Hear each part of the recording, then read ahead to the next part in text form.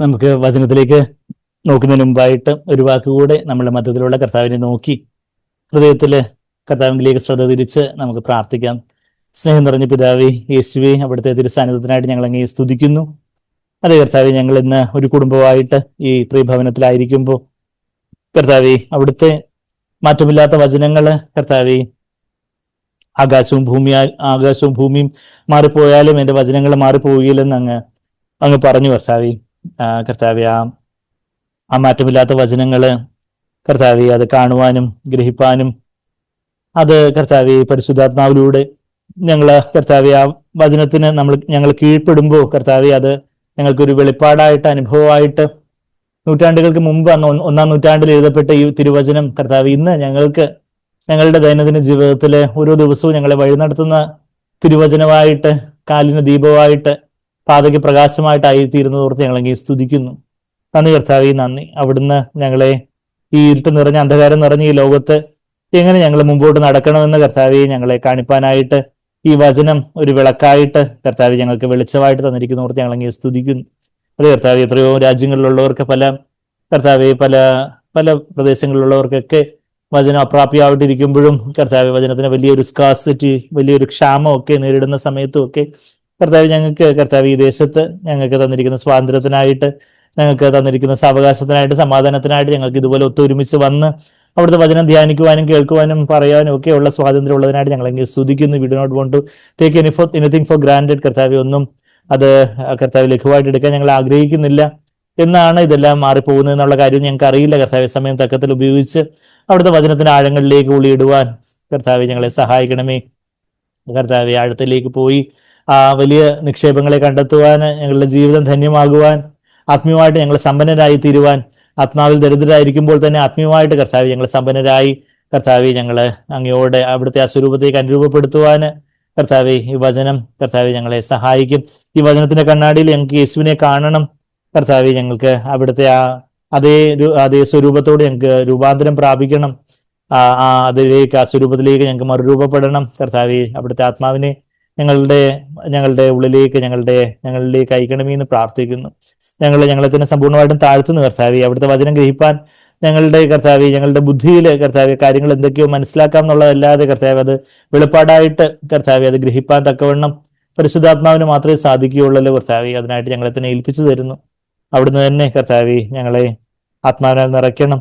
പരിശുദ്ധാത്മാവിന്റെ നിറവില് കർത്താവെ അവിടുത്തെ ശബ്ദം കേൾപ്പാൻ, അവിടുത്തെ ഇമ്പസ്വരം കേൾപ്പാൻ ഞങ്ങളെ സഹായിക്കണമേ, ഞങ്ങളെ വെല്ലുവിളിക്കണമേ. അവിടുന്ന് ഏതൊരു ഉദ്ദേശത്തോടെ ഈ വചനം എഴുതിയോ അതേ ഉദ്ദേശം തന്നെ ഇത് വായിക്കുമ്പോൾ ഗ്രഹിക്കുമ്പോൾ ഞങ്ങൾക്കത് കർത്താവെ ഏറ്റെടുക്കാൻ തക്കവണ്ണം കർത്താവെ ഞങ്ങൾക്കതൊരു ഒരു ഒരുക്കം ഞങ്ങൾക്ക് തരണമെന്ന് പ്രാർത്ഥിക്കുന്നു. അവിടുന്ന് അരുളി ചെയ്യണം. അടിയങ്ങൾ കേൾക്കുന്നു എല്ലാം യേശു കർത്താവിന് വിലയേറിയ മധുരമുള്ള നാമത്തിൽ തന്നെ. ആമീൻ, ആമീൻ, ആമീൻ, ആമീൻ. അപ്പൊ നമ്മൾ പുതിയ നിയമത്തില് നമ്മൾ ആദ്യം സുവിശേഷങ്ങൾ വായിക്കുന്നുണ്ട്. ആദ്യം 4 സുവിശേഷങ്ങൾ, അത് കഴിഞ്ഞിട്ട് അപ്പോസ്തല പ്രവൃത്തികൾ, അപ്പോസ്തലന്മാര് ചെയ്ത അപ്പോസ്തലന്മാരിലൂടെ സുവിശേഷങ്ങളിൽ യേശുവിന്റെ ജീവിതം, യേശുവിന്റെ ശുശ്രൂഷയൊക്കെ നമ്മൾ വായിക്കുന്നു. യേശു പിന്നെ തുടർന്ന് അപ്പോസ്തലന്മാരിലൂടെ കർത്താവ് ചെയ്തുകൊണ്ടിരുന്ന, പുറകിൽ വരെ കേൾക്കാൻ പ്രയാസമില്ലല്ലോ അല്ലെ, ക്ലിയർ ആയിട്ട് കേൾക്കുന്നുണ്ടല്ലേ. അപ്പോസ്തലന്മാരിലൂടെ, ശിഷ്യന്മാരിലൂടെ കർത്താവ് തുടർന്നും ചെയ്ത കാര്യങ്ങളൊക്കെ നമ്മൾ അപ്പോസ്തല പ്രവൃത്തികളിൽ വായിക്കുന്നുണ്ട്. അതിനുശേഷം പിന്നെ പൗലോസിന്റെ ലേഖനങ്ങൾ നമ്മൾ കാണുന്നുണ്ട്. പൗലോസിന്റെ ഒരു എബ്രായ ലേഖനം കൂടെ ഉൾപ്പെടുത്തിയ 14 ലേഖനങ്ങൾ പൗലോസിൻ്റെതായിട്ട് നമ്മൾ പറയാറുണ്ട്.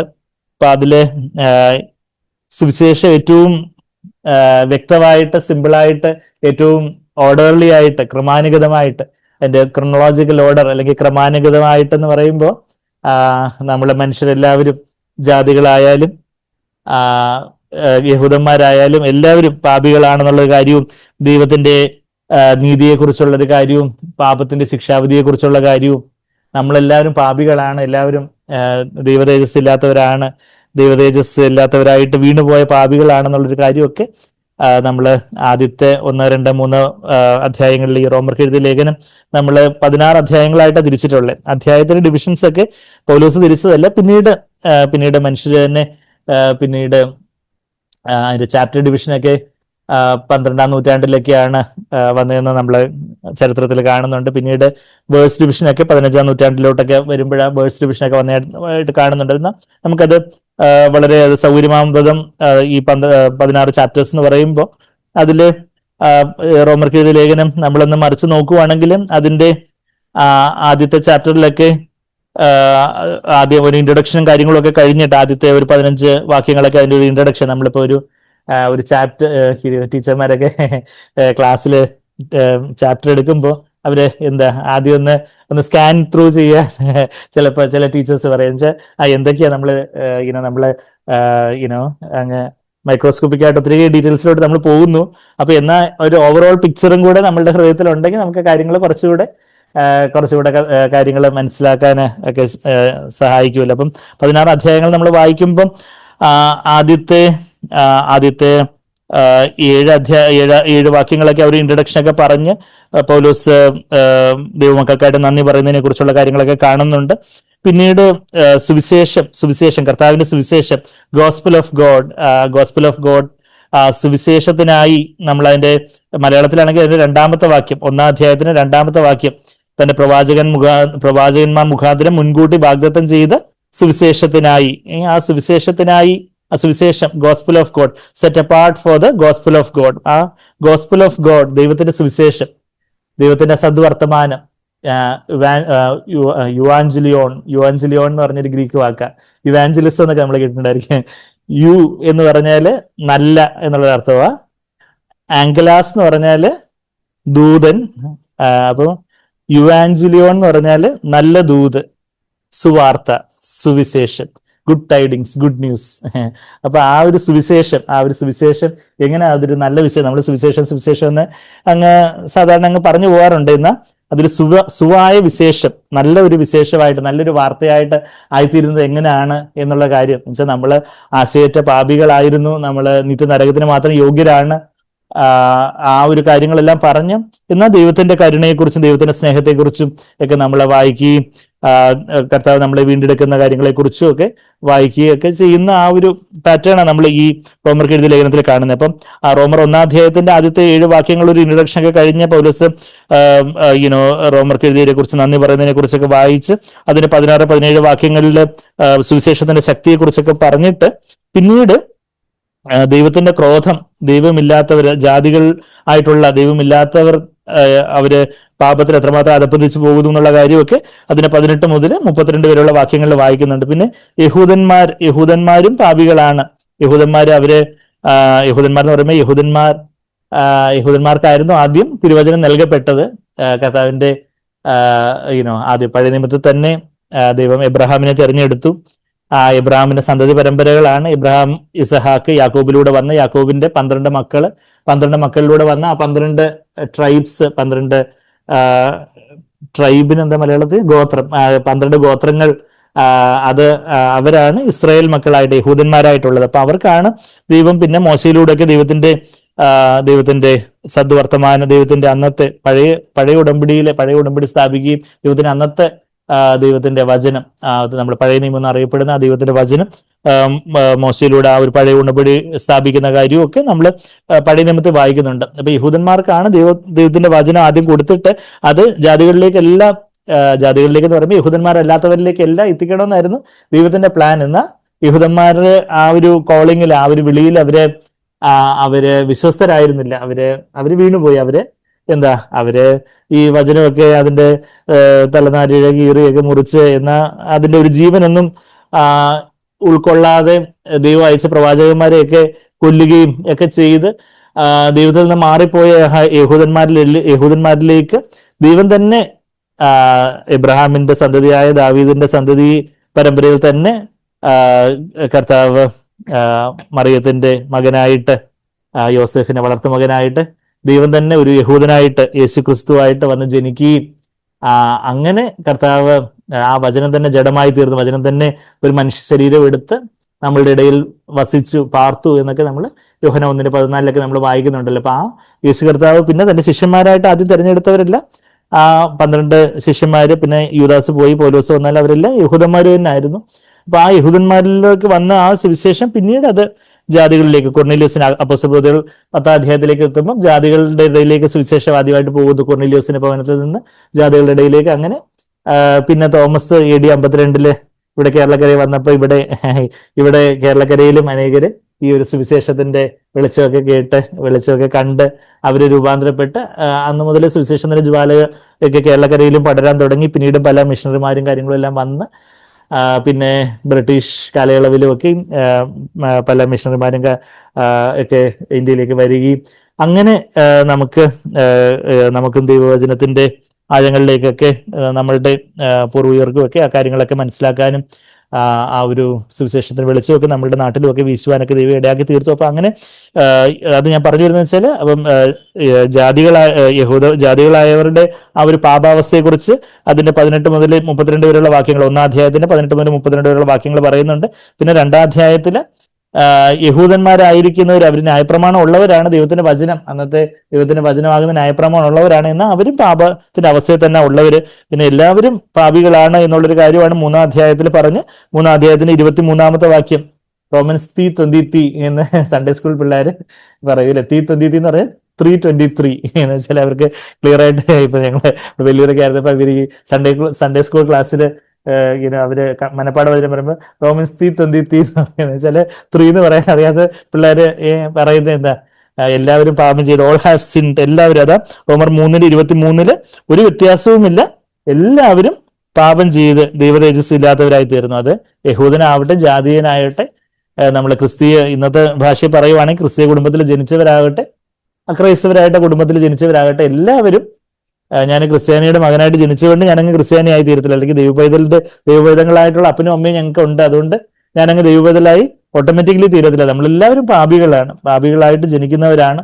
എന്നാൽ കർത്താവ് പാപികൾക്കായിട്ട് വന്നെന്ന് കണ്ട് കർത്താവിന്റെ ആ ക്രൂശ് മരണത്തിലെ ആ രക്ഷണ പ്രവൃത്തി, കർത്താവ് നമ്മളെ രക്ഷിക്കാനായിട്ട് കർത്താവ് ആ പാപത്തിന്റെ ശിക്ഷയെല്ലാം ഏറ്റെടുത്തെന്നും നമ്മളെ വിശ്വസിച്ച് നമ്മളുടെ ആ പാപവഴികളെയൊക്കെ വിട്ടുതിരിഞ്ഞ് കർത്താവെ എനിക്കായിട്ടല്ല അങ്ങേക്കായിട്ട് ജീവിക്കാനായിട്ട് ഞാൻ എൻ്റെ ജീവിതത്തെ സമർപ്പിക്കുന്നു എന്ന് പറഞ്ഞ് നമ്മുടെ ജീവിതത്തെ കർത്താവിന്റെ കാൽക്കലങ്ങ് കൊടുക്കുമ്പോഴാണ് പരിശുദ്ധാത്മാവ് നമ്മളുടെ ഹൃദയത്തിലേക്ക് വന്ന് നമ്മളെ ഒരു പുതു സൃഷ്ടിയാക്കി നമുക്കൊരു വീണ്ടും ജനനം എന്നുള്ളൊരു അനുഭവമൊക്കെ നമുക്ക് തരുന്നത്.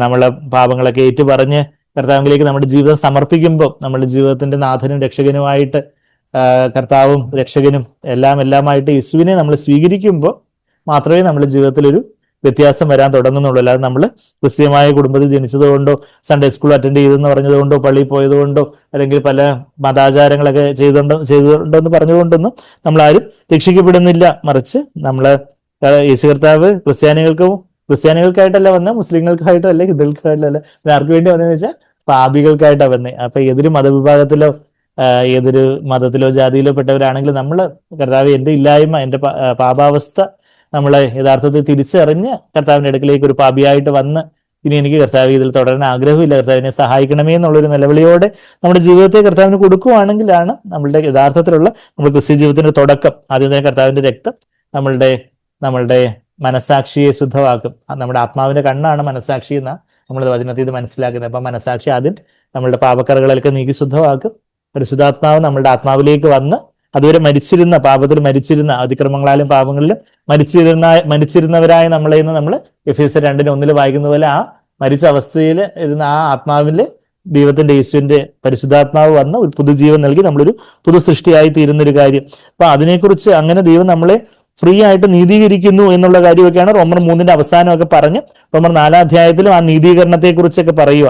നമ്മൾ യേശുവിന്റെ നീതി നമുക്കായിട്ട് കണക്കിടുന്നു എന്നുള്ളൊരു കാര്യമൊക്കെ എബ്രഹാമിന്റെ ഉദാഹരണമൊക്കെ പറഞ്ഞിട്ട് പിന്നെ 5-ാം അധ്യായത്തിൽ നമുക്ക് ആ നീതീകരണത്തെ കുറിച്ചുള്ള കാര്യങ്ങൾ കൂടുതലായിട്ട് നമ്മൾ വായിക്കുകയും കർത്താവിന്റെ സ്നേഹം, ദൈവത്തിന്റെ സ്നേഹം, അതിന്റെ 5-ന്റെ 8-ാമത്തെ വാക്യം, ക്രിസ്തുവോ നാം പാപികളായിരിക്കുമ്പോൾ തന്നെ നമുക്ക് വേണ്ടി മരിക്കുകയാൽ ദൈവം തനിക്ക് നമ്മോടുള്ള സ്നേഹത്തെ പ്രദർശിപ്പിച്ചിരിക്കുന്നു. റോമർ 5-ന്റെ 8-ാമത്തെ വാക്യം. ആ യേശു ക്രിസ്തുവിന്റെ കാൽവരി കുരിശിലെ മരണത്തിലൂടെ പിതാവിന്റെ സ്നേഹമാണ് പ്രദർശിതമാകുന്നതെന്നുള്ള കാര്യമൊക്കെയാണ് റോമർ 5-ന്റെ 8 നമ്മൾ വായിച്ച് പിന്നെ ആദാമിലൂടെ വന്ന ആ ഒരു പാപപ്രകൃതത്തെ കുറിച്ചൊക്കെ നമ്മൾ 5-ന്റെ 12 മുതലുള്ള വാക്യങ്ങൾ വായിക്കുന്നുണ്ട്.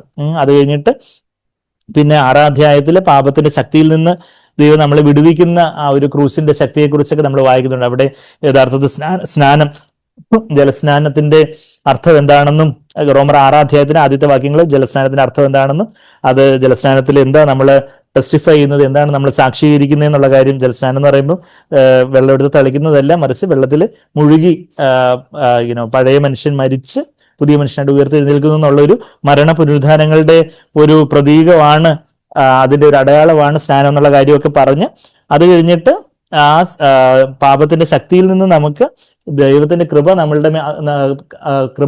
നമ്മളുടെ മേലായിരിക്കുമ്പോൾ, കൃപയ്ക്ക് നമ്മൾ അധീനരാകുമ്പോൾ, ദൈവത്തിന്റെ പരിശുദ്ധാത്മാവിന്റെ ശക്തിക്ക് നമ്മൾ അധീനരാകുമ്പോൾ പാപത്തെ നമുക്ക് ജയിക്കാൻ സാധിക്കും. പാപത്തെ നമ്മൾ അധീനരല്ല, പാപം നമ്മളുടെ മേൽ കർത്തൃത്വം നടത്തുകയില്ല എന്നൊക്കെ റോമർ 6:14 വായിച്ച് പാപത്തിന്റെ ശക്തിയിൽ നിന്നുള്ള ഒരു വിടുതലിനെ കുറിച്ചൊക്കെ 6-ാം അധ്യായത്തിൽ വായിക്കുന്നു. പിന്നെ അത് കഴിഞ്ഞിട്ട് പിന്നെ 7-ാം അധ്യായത്തില് ഒരു ലീഗലിസം, ഒരു ന്യായപ്രമാണത്തിന്റെ ഒരു ആത്മാവ്, ഒരു ലീഗലിസ്റ്റിക് ആറ്റിറ്റ്യൂഡ്, ഒരു നിയമവാദിത്വത്തിന്റെ ആത്മാവിൽ നിന്നൊക്കെയുള്ള ഒരു വിടുതൽ നമുക്ക് നമ്മൾ ഇച്ഛിക്കാത്ത പാപം ചെയ്യുന്ന ആ ഒരു പാപപ്രകൃതം, അപ്പൊ അതിൽ നിന്നൊക്കെ കർത്താവ് നമ്മളെ വിടുവിക്കുന്ന, നമുക്ക് യാതൊരു കോണ്ടംനേഷൻ അല്ലെങ്കിൽ ഒരു കുറ്റബോധത്തിന്റെയും ആവശ്യമില്ല, ശിക്ഷാവിധി ഒന്നും ഇല്ല ക്രിസ്തുയേശുവിലുള്ളവർ എന്നൊക്കെ അതിന്റെ റോമർ 7-ന്റെ അവസാനം 8-ന്റെ ആദ്യത്തെ വാക്യത്തിലൊക്കെ ഇപ്പോൾ ക്രിസ്തുയേശുവിലുള്ളവർക്ക് ഒരു ശിക്ഷാവിധി ഇല്ല, ഒരു കോണ്ടംനേഷൻ, ഒരു കുറ്റബോധത്തിന്റെ കാര്യമില്ല എന്നുള്ള കാര്യമൊക്കെ ഒരു ലീഗലിസം, ഒരു ചട്ടങ്ങളും നിയമങ്ങളും ഒക്കെ ഒരു നമ്മളുടേതായ ഒരു സ്വയശക്തിയിൽ അനുസരിക്കാവുന്ന അതിനെ ലീഗലിസം എന്നൊക്കെ പറയുന്നത്. അപ്പൊ അതൊക്കെ ഒന്ന് മാറി നമ്മളെ പരിശുദ്ധാത്മാവിലുള്ള ജീവിതത്തിന്റെ സ്വാതന്ത്ര്യത്തെ കുറിച്ചൊക്കെയാണ് 8-ാം അധ്യായത്തിൽ, റോമർ 8-ാം അധ്യായത്തിൽ നമ്മൾ വായിക്കുന്നത്. പിന്നെ 9, 10, 11 അധ്യായങ്ങളിൽ യഹൂദന്മാരെ കുറിച്ചുള്ള ദൈവത്തിന്റെ ആ ഒരു പദ്ധതിയെക്കുറിച്ചും ഒക്കെ ഒരു പാരന്തസിസ് എന്ന് പറഞ്ഞാൽ ഒരു മെയിൻ ആയിട്ടുള്ള ഒരു കാര്യം പറഞ്ഞു വരുമ്പോൾ ഒരു ബ്രാക്കറ്റിലെ കുറച്ച് കാര്യങ്ങൾ അതിനോട് റിലേറ്റഡ് ആയിട്ട്, എന്നാൽ ആ ഡയറക്റ്റ് ഫ്ലോയിലുള്ളതല്ല, എന്നാൽ അതിനോട് റിലേറ്റഡ് ആയിട്ട് കുറച്ച് കാര്യങ്ങളെന്ന് പറഞ്ഞ് പോകുന്ന കാര്യങ്ങൾ 9, 10, 11 അധ്യായങ്ങളിൽ നമ്മൾ വായിക്കുന്ന യഹൂദന്മാരെ കുറിച്ചുള്ള ദൈവത്തിന്റെ പദ്ധതിയെക്കുറിച്ചൊക്കെ വായിച്ചിട്ട് പിന്നെ ആത്മാവുള്ള ജീവിതത്തെക്കുറിച്ചൊക്കെ 8-ാം അധ്യായം വരെ പറഞ്ഞു നിർത്തി. എന്നാൽ അതിലേക്ക് പ്രവേശിക്കാനായിട്ട് നമ്മളെ തന്നെ ജീവനുള്ള യാഗമായിട്ട് സമർപ്പിക്കുന്ന കാര്യവും ഈ ദൈവത്തിന്റെ മനസ്സിലൊക്കെ കണ്ട് ജീവനുള്ള യാഗമായിട്ട് നമ്മെ തന്നെ സമർപ്പിക്കുന്ന കാര്യമൊക്കെ 12-ാം അധ്യായത്തിൽ നമ്മൾ വായിക്കുന്നു. അങ്ങനെ നമ്മള് യാഗമായിട്ട് സമർപ്പിക്കുമ്പോൾ അത് നമ്മൾ മാത്രമല്ല, ബാക്കിയുള്ള ആ ഒരു സഭയിലുള്ള ശരീരമാകുന്ന അവയവങ്ങളുമായിട്ടുള്ള ശരീരമാകുന്ന സഭയിൽ ബാക്കിയുള്ള കൂട്ടു സഹോദരങ്ങളുമായിട്ടുള്ള ബന്ധത്തെക്കുറിച്ച്, ബാക്കിയുള്ള നമ്മളുടെ സഹോദരങ്ങളെ കുറിച്ചൊക്കെ ഉള്ള ആ ഒരു സ്നേഹബന്ധം, സഹോദരി സ്നേഹത്തെക്കുറിച്ചും ഒക്കെ നമ്മൾ താഴോട്ട് 12-ാം അധ്യായത്തിൽ വായിക്കുന്നുണ്ട്. അപ്പൊ നമ്മളുടെ വ്യക്തിപരമായ ജീവിതത്തിൽ നമ്മൾ വലിയ ആത്മാവുള്ള ജീവിതത്തിലേക്കൊക്കെ എത്തി റോമർ 8-ാം അധ്യായത്തിൽ. എന്നാൽ അതും പോരാ, അത് കഴിഞ്ഞിട്ട് പിന്നെ സഭയിലുള്ള കൂട്ടു സഹോദരങ്ങളുമായിട്ട് ഒരുമിച്ചുള്ള ഒരു കൂട്ടായ്മയെ കുറിച്ചൊക്കെ നമ്മൾ 12-ാം അധ്യായത്തിൽ വായിക്കുന്നതും, പിന്നെ അധികാരങ്ങൾക്ക് കീഴടങ്ങുന്ന കാര്യം 13-ാം അധ്യായത്തിൽ വായിക്കുന്നതും, 14-ാം അധ്യായത്തിൽ വീക്കറായിട്ടുള്ള അല്ലെങ്കിൽ ബലഹീനരായിട്ടുള്ള സഹോദരങ്ങളെ കൈക്കൊള്ളുന്ന കാര്യമൊക്കെയും അവരുടെ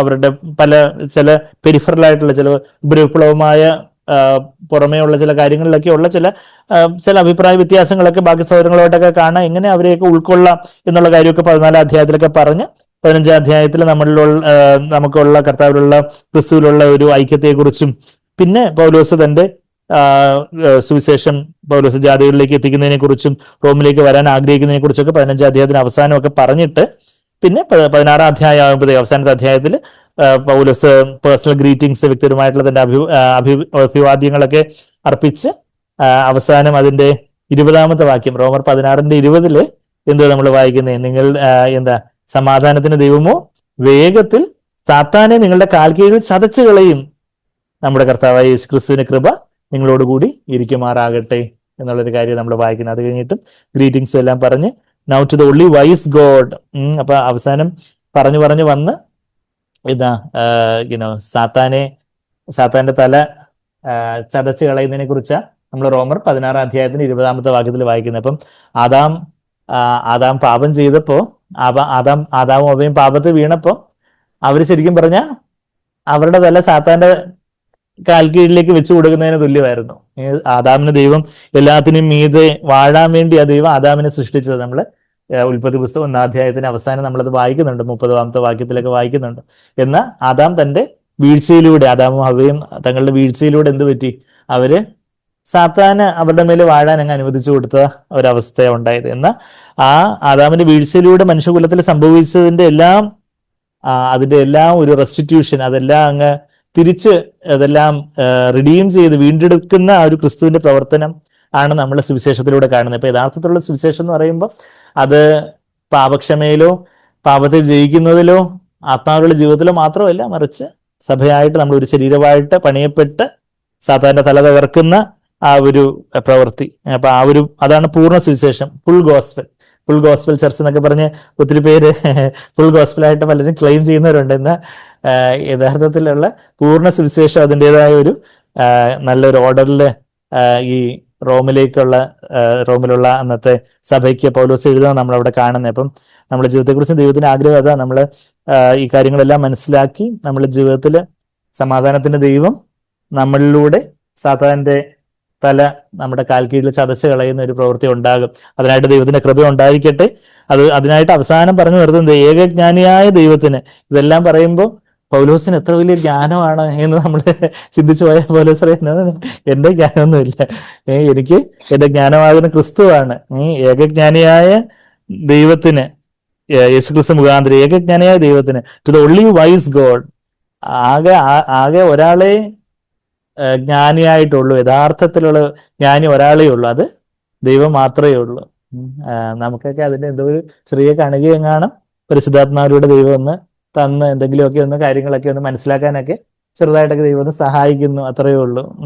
അത് ഒരു പരിശുദ്ധാത്മാവിന്റെ ആ ഒരു എൻലൈറ്റൻമെന്റ് ഇല്ലെങ്കിൽ ഇതെല്ലാം കൂടെ ചോർന്നു പോയി നമ്മൾ എവിടെ വീണുപോയി, എപ്പം വീണുപോയി എന്ന് ചോദിച്ചാൽ മതി. അപ്പൊ ഇതെല്ലാം പറഞ്ഞു കഴിഞ്ഞിട്ടും to the only wise God, ഏകജ്ഞാനിയായ ദൈവത്തിന് യേശുക്രിസ്തു മുഖാന്തരം എന്നേക്കും മഹത്വം ഉണ്ടാകുമാറാകട്ടെ, ആമേൻ എന്ന് പറഞ്ഞ് പൗലോസ് എഴുതുകയാണ്. അപ്പൊ ഇത് പൗലോസ് എഴുതിയേ എന്നുള്ളതിന് യാതൊരു ഡൗട്ടും ഇല്ല. എന്ന് വെച്ചാൽ ആദ്യത്തെ നമ്മുടെ തിരിച്ച റോമർ 1-ാം അധ്യായത്തിലേക്ക് വരുമ്പം, അപ്പൊ ഈ റോമർക്ക് എഴുതിയ ലേഖനത്തിന്റെ ഇപ്പിസൽ അല്ലെങ്കിൽ ലെറ്റർ ടു റോമൻസ്, റോമർക്ക് എഴുതിയ ലേഖനം എന്നാണ് നമ്മൾ പറയുന്നത്.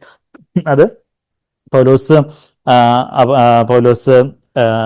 റോമറിൽ സഭയ്ക്ക് എഴുതിയ ലേഖനമാണ്. അപ്പം അത് പൗലോസ് എഴുതിയെന്നുള്ള കാര്യം നമ്മൾ അതിന്റെ ഒന്നാമത്തെ വാക്യത്തിൽ തന്നെ Paul a born servant of എന്ന് പറഞ്ഞ ഇംഗ്ലീഷിൽ തുടങ്ങുന്നേ, മലയാളത്തില് 2-ാമത്തെ വാക്യത്തില് യേശുക്രിസ്തുവിന്റെ ദാസനുമായ പൗലോസ് എന്ന് നമ്മളവിടെ കാണുന്നുണ്ട്. അപ്പൊ ആ ഒരു പൗലോസ്, അപ്പൊ ഈ പൗലോസ് ഇത് എന്ന് എഴുതിയതാ? പൗലോസ് എന്നുള്ള പേര് ഇംഗ്ലീഷിൽ പോൾ എന്ന് ഈ മലയാളികൾ പൗലോസ് എന്ന് പറയുന്നതെന്ന് ചോദിച്ചാൽ അതൊരു ലത്തീൻ ഭാഷയിലുള്ള പദമാണ്. ശരിക്കും അതിന്റെ വാക്ക് പൗലോസ് എന്നാണ്. മലയാളികളാണ് ശരിക്കും കറക്റ്റായിട്ട് പറയുന്നത്. ഇംഗ്ലീഷുകാർ അത്രയും നീട്ടി പറയാൻ പറ്റാത്തതുകൊണ്ട് അവരങ്ങ് പോൾ ആക്കിയതാണ്. ഇപ്പോൾ ലത്തീൻ ഒറിജിനുള്ള ഒരു വാക്കാണ്. ആ വാക്കിന്റെ അർത്ഥം എന്താന്ന് ചോദിച്ചാൽ സ്മോൾ ഓർ ലിറ്റിൽ. പോളസ് എന്ന് പറഞ്ഞാല് പോളസ് അല്ലെങ്കിൽ പോലോസ് എന്ന് പറഞ്ഞാല് ചെറുത് എന്നുള്ളൊരു അർത്ഥമാണ്. അപ്പം ശരിക്കും പൗലോസ് ആക്ഷരികമായിട്ടും ശൗൽ എന്നുള്ള പേരായിരുന്നു പൗലോസിനുണ്ടായിരുന്നത്. പിന്നെ പോൾ എന്നുള്ള പേര് പൗലോസ് സ്വീകരിക്കുന്നതായിട്ട് നമ്മൾ അപ്പോസ്തല പ്രവൃത്തികളിൽ കാണുന്നേ. പൗലോസ് അതുപോലെ കാഴ്ചയ്ക്ക് അദ്ദേഹം ചരിത്രകാരന്മാർ പറയുന്നത് പൗലോസിന്റെ ഒരു 4 അടി പൊക്കമൊക്കെ ഉണ്ടായിരുന്നുള്ളൂ എന്ന് പറയുമ്പോൾ വളരെ നീളം കുറഞ്ഞ ഒരാളായിരുന്നു. അപ്പോൾ ചെറിയവനായിരുന്നു.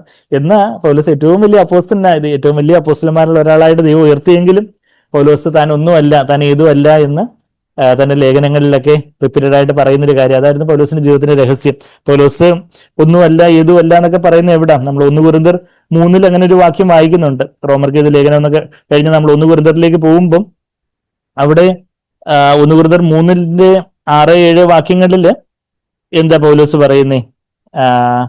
ഐ പ്ലാന്റഡ്, അതിന്റെ 6-ാമത്തെ വാക്യം, ഞാൻ നട്ടു, അപ്പൊല്ലോസ് നനച്ചു, ദൈവം അത്രേ, എല്ലാവരും എടുത്തോ, 1 കൊരിന്ത്യർ 3-ന്റെ 6-ാമത്തെ വാക്യം, ദൈവം അത്രേ വളരുമാറാക്കിയത്. ആകയാൽ വളരുമാറാക്കിയ ദൈവമല്ലാതെ നടുന്നവനും നനയ്ക്കുന്നവനും ഏതുമില്ല. അതായത് പൗലോസ് ആവട്ടെ അപ്പൊല്ലോസ് ആവട്ടെ, നനയ്ക്കുന്നവനോ നടുന്നവനോ ഒന്നും ഏതുമല്ല. Is nothing, is not anything or nothing. So പൗലോസ് അവിടെ പറയാം, I am nothing, I am just zero, ഞാൻ ഒന്നുമല്ല എന്നുള്ളൊരു കാര്യം പൗലോസ് പറയുന്നത്. പിന്നെ പൗലോസ് 2 കൊരിന്ത്യരിലേക്ക് പോകുമ്പം 2 കൊരിന്ത്യർ 12-ാം അധ്യായത്തില് പൗലോസ് പറയുമ്പോ പൗലോസ് എന്താ പറയുന്നേ?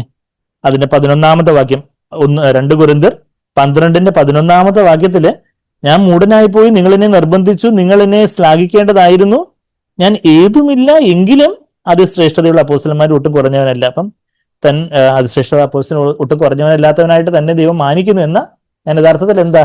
ഞാൻ ഏതുമില്ല, ഐ എം എ നോബഡി, ഞാൻ ഏതുമില്ല എന്നാണ് പൗലോസ് അവിടെ പറയുന്നത്. അപ്പൊ ആ ഒരു പൗലോസിന്റെ പേര് പോലെ തന്നെ ഒരു ഏറ്റവും ചെറിയവനായിട്ട് താന് അപ്പോസ്തലന്മാരിൽ ഏറ്റവും ചെറിയവനായിട്ട് ഇതേ പൗലോസ് തന്നെ 1 Corinthians 15:9 വാക്യത്തിൽ പറയുന്ന കാര്യമൊക്കെ നമ്മൾ 2-3 ആഴ്ച മുമ്പ് നമ്മൾ ആ വാക്യം കണ്ടായിരുന്നു. I am the least of all apostles, 1 Corinthians 15:9. അത് കഴിഞ്ഞിട്ട് കുറച്ചുകൂടെ വർഷങ്ങൾ കഴിയുമ്പോൾ പൗലോസ് എഫേസ്യർക്ക് എഴുതിയ ലേഖനം എഴുതുമ്പോൾ അതിന്റെ 3-ാം അധ്യായത്തിന് 8-ാമത്തെ വാക്യത്തിൽ എന്താ പറയുന്നത്? ഞാൻ I am least of all saints, എല്ലാ വിശുദ്ധന്മാരിലും ഞാൻ ഏറ്റവും ചെറിയവനായിട്ടും എല്ലാ അപ്പോസ്റ്റലന്മാരിലും ഏറ്റവും ചെറിയവനാന്ന് താൻ തന്നെ ദൈവം മുമ്പാകെ കാണുന്നു. കുറച്ചുകൂടി ദൈവത്തോട് അടുത്ത് വന്നപ്പോൾ താൻ എല്ലാ അപ്പോസ്റ്റലന്മാരിലും മാത്രമല്ല, ഏറ്റവും എല്ലാ വിശുദ്ധന്മാരിലും, അതായത് എല്ലാ വിശ്വാസികളിലും ഞാൻ ഏറ്റവും ചെറിയവനാണെന്ന എഫേസ്യർ 3:8 നമ്മൾ വായിക്കുന്നത് പൗലോസ് തന്നെ കുറിച്ച് തന്നെ പറയുന്നത്. പിന്നെ കുറച്ചുകൂടെ കഴിഞ്ഞ് 1 തിമോത്തിയോസ് 1-ാം അധ്യായത്തിന് 15-ാമത്തെ വാക്യം വരുമ്പോഴത്തേക്കും പൗലോസ് എന്താ പറയുന്നത്? ഞാൻ എല്ലാ പാപികളിലും ഞാനാണ് ഒന്നാമൻ, I am the chief of all sinners. ഞാൻ ആ ഒരു പൗലോസിന്റെ ആ ഒരു വളർച്ച യഥാർത്ഥത്തിൽ താൻ തന്നെ കുറഞ്ഞു വരികയായിരുന്നു, ക്രിസ്തു വളർന്നു വരികയായിരുന്നു. യോഹന്നാൻ സ്നാപകൻ പറഞ്ഞതുപോലെ ഞാനോ കുറയണം, ക്രിസ്തു വളരെയണം. അതാ പൗലോസും ആ ഒരു മുദ്രാവാക്യമായിരുന്നു എല്ലാ ശിഷ്യന്മാർക്കും. യേശുക്രിസ്തുവിന് വരികയും യേശുക്രിസ്തുവും താനങ്ങ് കുറഞ്ഞില്ലാതായി എപ്പോഴും പിതാവിനെ മാത്രം പിതാവിലേക്ക് എല്ലാവരെയും ഫോക്കസ് ചെയ്യാൻ തക്കവണ്ണം താനൊരു മനുഷ്യനായിട്ട് വന്നപ്പോൾ ഞാനല്ല, പിതാവാണ് നല്ലവൻ എന്ന് പറഞ്ഞ് പിതാവിനെ ചൂണ്ടിക്കാണിക്കുന്ന ആ ഒരു കർത്താവിന്റെ ആ ഒരു മാതൃക നമ്മളവിടെ കാണുന്നുണ്ട്. അപ്പം അതൊക്കെ ഒരു പൗലോസ് എന്ന് പറയുന്ന ഒരു അപ്പോസ്തലൻ, പൗലോസ് AD 57 കാലയളവിൽ എഴുതിയതായിട്ടാണ് ചരിത്രകാരൻ നമ്മളുടെയൊക്കെ പലരുടെയൊക്കെ ബൈബിളിന്റെ ഫ്രണ്ടിൽ തന്നെ ബൈലിംഗൽ ബൈബിളിന്റെയൊക്കെ ഫ്രണ്ടിലും ഒക്കെ അതിന്റെ കുറച്ചൊരു ചരിത്ര പശ്ചാത്തല ഇൻട്രഡക്ഷൻ ഒക്കെ ഉണ്ട്. ഇപ്പം AD 52 മുതൽ 57 ആ ഒരു 57 കാലയളവിലൊക്കെ കുരിന്തിൽ വെച്ച് എഴുതിയതാണ് എന്നുള്ള ഒരു നിഗമനത്തിലാണ് ചരിത്രകാരന്മാരുള്ളത്. എന്ന് വെച്ചാൽ റോമർ 16-ാം അധ്യായത്തിൽ കുരിന്തിലെ നിവാസികളായിട്ടുള്ള ഫേബയും ഗായോസും എരസ്തോസും ഒക്കെ ഗ്രീറ്റ് ചെയ്യുന്നതായിട്ട്, അവരൊക്കെ കുരിന്ത് വാസികളാകിയാൽ അവരുടെയൊക്കെ ഗ്രീറ്റിംഗ്സ് അറിയിക്കുമ്പോൾ കുരിന്തിൽ നിന്ന് താന് AD 57 എഴുതി. AD 57 എന്ന് പറഞ്ഞാൽ എന്തുവാ? അന്നാഡോമിനി എന്ന് വെച്ചാൽ year of the Lord. AD ഇന്നിപ്പോ ഏത് വർഷമായി? AD 2026 വർഷം. അപ്പൊ ഇന്ന് 2026. അപ്പൊ AD 57 എഴുതിയ അത്ര 2000-ഓളം വർഷം മുമ്പ് എഴുതിയ ഈ ഒരു ലേഖനം, അത് റോമിലെ വിശ്വാസികളെ പൗലോസ് നേരിട്ട് കാണാൻ പൗലോസിന് സാധിച്ചിരുന്നില്ല. അപ്പം അതുകൊണ്ട് അവർക്ക് തന്നിലൂടെ ദൈവത്തിന്റെ ആ ഒരു ജ്ഞാനം, ദൈവത്തിന്റെ ആ ഒരു സുവിശേഷത്തിന്റെ ആ ഒരു അതിൻ്റെതായ ഒരു മനോഹാരിത അവർക്ക് വരച്ചു കാട്ടി കൊടുക്കണം, അവരുടെ അടുക്കിലേക്ക് വരുവാനായിട്ട് താൻ ആഗ്രഹിക്കുന്നു എന്നൊക്കെ പലതവണ താൻ വരാൻ നോക്കിയിട്ടും ദൈവത്തിന്റെ സമയമായില്ലായിരുന്നു. നമ്മൾ ഒരു പൗലോസ് അങ്ങ് വരാൻ ആഗ്രഹിക്കുമ്പോഴത്തേക്കും ദൈവത്തിന്റെ ഏറ്റവും വിലയേറിയ ദാസനാണ്, അപ്പോഴത്തേക്കും ദൈവം എല്ലാം ഒരുക്കി കൊടുക്കും. അങ്ങനെയല്ല, പല കാര്യങ്ങളിലൊക്കെ ദൈവം തന്നെ ദൈവത്തിൻ്റെതായ ഒരു സമയമുണ്ട്, എല്ലാത്തിനും ഒരു സമയമുണ്ട്. എക്ലേസിയാസ്റ്റസ് സഭ പ്രസംഗി 3 എല്ലാത്തിനും ഒരു സമയമുണ്ട് എന്നുള്ള കാര്യം ദൈവം എല്ലാം തന്റെ സമയത്തെല്ലാം മനോഹരമാക്കി തീർക്കുന്നതൊക്കെ നമ്മൾ വായിക്കുന്നുണ്ട്. അപ്പൊ പൗലോസ് പലതവണ വരാൻ നോക്കുന്ന കാര്യമൊക്കെ 1-ാം അധ്യായത്തിലും ഒക്കെ നമ്മൾ വായിക്കുന്നുണ്ട്. പിന്നെ 15-ാം അധ്യായത്തിലേക്ക് വരുമ്പം, റോമർ 15-ാം അധ്യായത്തിലേക്ക് വരുമ്പം അതിന്റെ 28-ാമത്തെ വാക്യത്തില് ഇങ്ങനെ പറയുന്നത്, ഞാൻ അത് നിവർത്തിച്ച് ഈ ഫലം അവർക്ക് ഏൽപ്പിച്ച് ബോധ്യം വരുത്തിയ ശേഷം നിങ്ങളുടെ വഴിയായി സ്പാനിയയിലേക്ക്, അതായത് സ്പെയിനിലേക്ക് പോകുക. അപ്പൊ സ്പെയിനിലേക്ക് പോകുന്ന വഴി റോമിലും കൂടെ കയറി പോകാം, നിങ്ങളെ അപ്പം കാണാം. അതായത് വിശ്വാസികളായിട്ടുള്ളവരെ കാണുന്നതിൽ ഉള്ള ഒരു സന്തോഷം.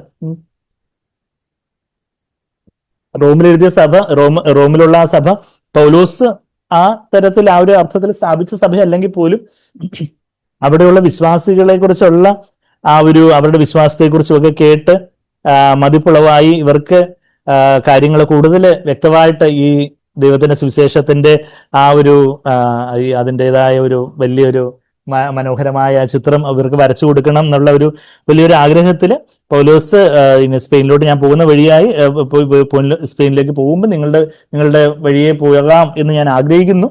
പലതവണ ഞാൻ വരാൻ നോക്കിയിട്ടും സാധിച്ചില്ല. അപ്പൊ ഓരോരുത്തർ പറഞ്ഞാൽ സാധിക്കാൻ നല്ല കാര്യം, അതുകൊണ്ട് സാധിച്ചിറങ്ങി പോലീസ് അവിടെ ചെന്ന കാര്യങ്ങളൊക്കെ പറഞ്ഞേനെ.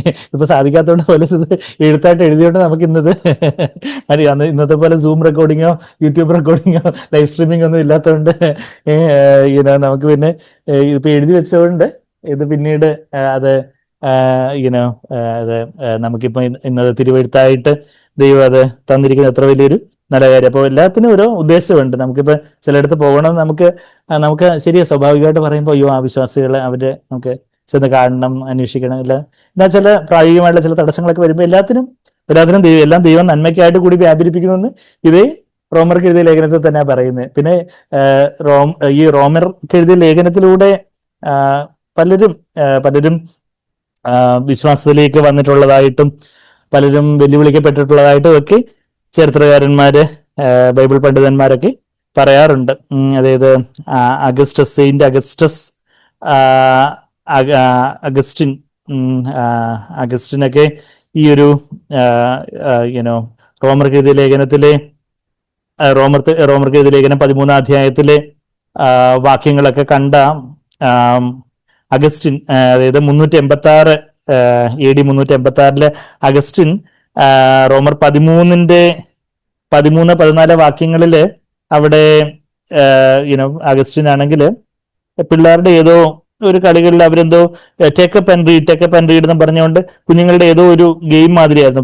അപ്പൊ അഗസ്റ്റിൻ എടുത്ത് വായിച്ചത്, അപ്പം തന്റെ അടുത്തുണ്ടായിരുന്ന ഒരു പുസ്തക ചുരുളായിട്ട് ഈ ബൈബിൾ ഉണ്ടായിരുന്നു. അപ്പൊ റോമർ 13-14 വാക്യങ്ങള്, പകൽ സമയത്ത് എന്ന പോലെ നാം മര്യാദയെ നടക്കുക, വെറുക്കൂത്തുകളിലും മദ്യപാനങ്ങളിലും അല്ല, ശയനമോഹങ്ങളിലും ദുഷ്കാമങ്ങളിലും അല്ല, പിണക്കത്തിൽ അസൂയയിലും അല്ല, കർത്താവായ യേശു ക്രിസ്തുവിനെ തന്നെ ധരിച്ചുകൊള്ളുവിൻ, മോഹങ്ങൾ ജനിക്കുമാർ ജഡത്തിനായി ചിന്തിക്കരുത്. ഈ 2 വാക്യങ്ങളാ ഈ അഗസ്റ്റിൻ എടുത്ത് വായിക്കുന്നത് 386 AD. അതായത് നമ്മളിപ്പോ 2026 നിൽക്കുന്നത്, ഇത് 57 AD എഴുതപ്പെട്ടു. അപ്പൊ 386 AD അഗസ്റ്റിൻ എടുത്ത് വായിക്കുമ്പോൾ അഗസ്റ്റിന് വലിയ പാപബോധം ഉണ്ടാവുകയും താൻ മാനസാന്തരപ്പെടുകയും അങ്ങനെ വലിയൊരു വിശുദ്ധനായ അഗസ്റ്റിനായിട്ട് പിന്നീട് ദൈവം രൂപാന്തരപ്പെടുത്തപ്പോൾ പല വലിയ വലിയ ദൈവമനുഷ്യരുടെ ജീവിതത്തിൽ വലിയ രൂപാന്തരം ഉണ്ടാക്കിയ ഒരു ലേഖനമാണ് ഈ റോമർക്ക് എഴുതിയ ലേഖനം. പിന്നീട് മാർട്ടിൻ ലൂതർ, കത്തോലിക്ക സഭയിൽ നിന്ന് മാർട്ടിൻ ലൂതറിന് ഈ ഒരു വിശ്വാസത്തിലൂടെയാണ് നീതീകരണം എന്നുള്ള ആ ഒരു വലിയ സത്യമൊക്കെ ഈ റോമർക്ക് എഴുതിയ ലേഖനത്തിലൂടെയാണ് മാർട്ടിൻ ലൂതർ ആ ഒരു വെളിപ്പാടിലേക്കൊക്കെ വരുന്നത്. അതായത് 1513 ഓഗസ്റ്റില് മാർട്ടിൻ ലൂതർ 31-ാം സങ്കീർത്തനത്തില് അതിന്റെ 1-ാമത്തെ വാക്യത്തില് in the righteousness deliver me എന്നൊക്കെ വായിച്ച് മാർട്ടിൻ ലൂതർ കൂടുതലായിട്ട് ആ കാര്യങ്ങളെ കുറിച്ചൊക്കെ ചിന്തിക്കുമ്പോൾ അത് റൈച്ചസ്നസ് ഓഫ് ഗോഡ്, ഇതേ റോമർ 1-ാം അധ്യായത്തിന്റെ 17-ാമത്തെ വാക്യത്തില് എന്താ വായിക്കുന്നത്? അതിൽ ദൈവത്തിന്റെ നീതി വിശ്വാസം ഹേതുമായും വിശ്വാസത്തിനായിക്കൊണ്ടും വെളിപ്പെടുന്നു. ദൈവത്തിന്റെ നീതി തന്നെ ന്യായം വിധിക്കൂ എന്നുള്ള കാര്യം മാത്രമേ മാർട്ടിൻ ലൂതറിന് അതുവരെ അറിയാത്തുള്ളായിരുന്നു. അപ്പം ദൈവത്തിന്റെ നീതി ഇത് വിശ്വാസത്തിന് ഹേതുവായിട്ടായി തീരും എന്നുള്ള കാര്യമൊക്കെയും അങ്ങനെ താൻ കൂടുതൽ അതിനെക്കുറിച്ച് ധ്യാനിക്കുകയും അങ്ങനെ റോമർക്ക് എഴുതിയ ലേഖനം കൂടുതൽ ആഴത്തിൽ പഠിക്കുകയൊക്കെ ചെയ്യുമ്പോഴാണ് ഈ അന്ന് കത്തോലിക്ക സഭ പഠിപ്പിച്ചിരുന്നത് പോലെ പാപക്ഷമ എന്തെങ്കിലും പണം കൊടുത്ത് വാങ്ങിക്കുന്ന കാര്യമൊന്നുമല്ല, വിശ്വാസത്താലുള്ള നീതീകരണമാണ് എന്നുള്ള കാര്യമൊക്കെ മാർട്ടിൻ ലൂതറിന്റെ ജീവിതത്തിൽ വന്ന വ്യതിയാനങ്ങള്. പിന്നെ ജോൺ വെസ്ലി താൻ നിരാശപ്പെട്ടിരുന്ന സമയത്ത് ഈ മാർട്ടിൻ ലൂതറിന്റെ കമന്ററിയൊക്കെ റോമർക്ക് എഴുതിയ ലേഖനത്തിനെ കുറിച്ചുള്ള മാർട്ടിൻ ലൂതറിന്റെ കമന്ററിയൊക്കെ വായിച്ച് ജോൺ വെസ്ലിക്ക് വന്നിട്ടുള്ള ആ ഒരു രൂപാന്തരത്തെ കുറിച്ചൊക്കെ നമ്മൾ വായിക്കുന്നുണ്ട്. അങ്ങനെ ഒരുപാട് ദൈവമനുഷ്യര്, ചരിത്രത്തില് ഒരുപാട് ദൈവമനുഷ്യര് ഈ റോമർക്ക് എഴുതിയ ലേഖനത്താൽ ഒത്തിരി ആശീർവദിക്കപ്പെട്ടിട്ടുള്ളതായിട്ട് നമ്മൾ കാണുന്നുണ്ട്. അപ്പൊ നമുക്ക് നമ്മൾ ഈ 2026 ഇന്നയാള് ഇന്ന ബൈബിൾ സ്റ്റഡിയിൽ മാനസാന്തരപ്പെട്ടെന്നോ രൂപാന്തരപ്പെട്ടെന്നോ വെല്ലുവിളിക്കപ്പെട്ടെന്നോ ഒക്കെ ഇനിയിപ്പോ നാളെ ചരിത്രമൊന്നും എഴുതാൻ വലിയ സമയമൊന്നുമില്ല, കർത്താവിന് വരാറായി. എന്നാൽ പോലും നമ്മുടെ ജീവിതത്തിൽ ഒരു കാര്യങ്ങളിലൊരു വ്യത്യാസവും കാര്യങ്ങളും ഒക്കെ. അപ്പൊ ഇത്ര വലിയൊരു ഗഹനമായ വലിയൊരു നിക്ഷേപമാണ് നമ്മള് ബൈബിളിൽ കൊണ്ട് നടക്കുന്നത്. നമ്മളിപ്പം ഒരു ഈ അടുത്തങ്ങാണ്ട് ഏതോ ഒരു ഭിക്ഷക്കാരൻ ആയിട്ടുള്ള ഒരാള്, യാചകനായിട്ടുള്ള ഒരാള് എന്തോ വണ്ടി എങ്ങാണ്ട് തട്ടി പുള്ളി മരണപ്പെടാനിടയായി. പത്രത്തിലൊക്കെ വായിച്ചായിരിക്കും. അപ്പൊ പുള്ളിയുടെ ബാഗൊക്കെ തുറന്നു നോക്കിയപ്പോ ഇത്രങ്ങാണ്ട് ലക്ഷങ്ങൾ രൂപയുണ്ടായിരുന്നു. എല്ലാം കൂടി എണ്ണി വന്നപ്പോ ഈ നിരോധിച്ച 2000 നോട്ടുകൾ മുതൽ ബാക്കി ഒത്തിരി 500 കെട്ടുകൾ പതി.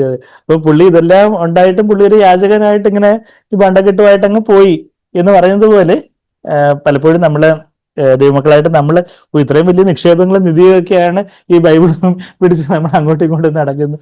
പക്ഷെ നമ്മൾ പലപ്പോഴും നിരാശപ്പെട്ടിരിക്കുന്നു. നമുക്ക് പരാതിയും പെറുവെറുപ്പും ക്ഷമിക്കാനുള്ള പ്രയാസം, ദൈവം നമ്മളോട് ക്ഷമിച്ചോ, നമുക്കിപ്പോൾ ചിലരോട് ക്ഷമിക്കാനും ഒത്തുപോകാനും അങ്ങനെയൊക്കെയുള്ള പല കാര്യങ്ങളിലൊക്കെ നമുക്കൊരു വിടുതലില്ലാതെയൊക്കെ ഇരിക്കുമ്പം പാപത്തിന്റെ അധീനതയും അതുപോലുള്ള പല പ്രയാസങ്ങളും കാര്യങ്ങളൊക്കെ ആയിട്ട് ഇരിക്കുമ്പോൾ ഇത്രയും വലിയ നിധി നിക്ഷേപവും ഒക്കെ നമ്മൾ കൈവച്ച് നമ്മൾ ആ യാചകൻ ഇദ്ദേഹത്തിന് ആ പൈസ കുറച്ച് ചെലവഴിച്ച് സന്തോഷമായിട്ട് ജീവിച്ചു വിടായിരുന്നു, ഈ ജീവിതകാലം മൊത്തം ഇങ്ങനെ യാചകനായിട്ട് തെണ്ടിത്തിരിഞ്ഞ് നടന്നല്ലോ എന്ന് പറഞ്ഞ് നമ്മൾ പുള്ളിയെ കളിയാക്കും. പക്ഷെ ദൈവമക്കളായിട്ട് നമ്മൾ ആത്മീയമായിട്ട് പറയുമ്പോൾ എത്ര വലിയൊരു നിക്ഷേപം, സ്വർഗത്തിന്റെ വലിയ നിക്ഷേപം ഈ ഒരു ദൈവവചനത്തില്, റോമർക്ക് ലേഖനത്തിൽ മാത്രമല്ല അതുപോലുള്ള എല്ലാ ഓരോ ദൈവത്തിന്റെ വചനങ്ങളിലും അത്ര വലിയൊരു നിക്ഷേപവും നിധിയൊക്കെ ഉണ്ടായിരിക്കെ നമ്മൾ അതൊന്നും അപ്രോപ്രിയേറ്റ് ചെയ്യാതെ, വിശ്വാസത്തിൽ അതൊന്നും ഏറ്റെടുത്ത് നമ്മുടെ ജീവിതത്തിൽ അനുഭവിക്കാതെ നമ്മൾ കടന്നു പോകുമ്പോൾ നമ്മളും ആ യാചകനിൽ നിന്ന് വലിയ വ്യത്യാസമല്ല എന്നുള്ളൊരു കാര്യമാണ് നമ്മൾ മനസ്സിലാക്കേണ്ടത്. ഇത് റോമർക്ക് എഴുതിയ ലേഖനം എന്ന് പറയാൻ കാരണം റോമിലുള്ള പ്രിയപ്പെട്ടവർക്ക് എഴുതിയതായതുകൊണ്ടാണ് റോമർക്ക് എഴുതിയ ലേഖനം എന്ന് പറയുന്നത്. നമ്മൾ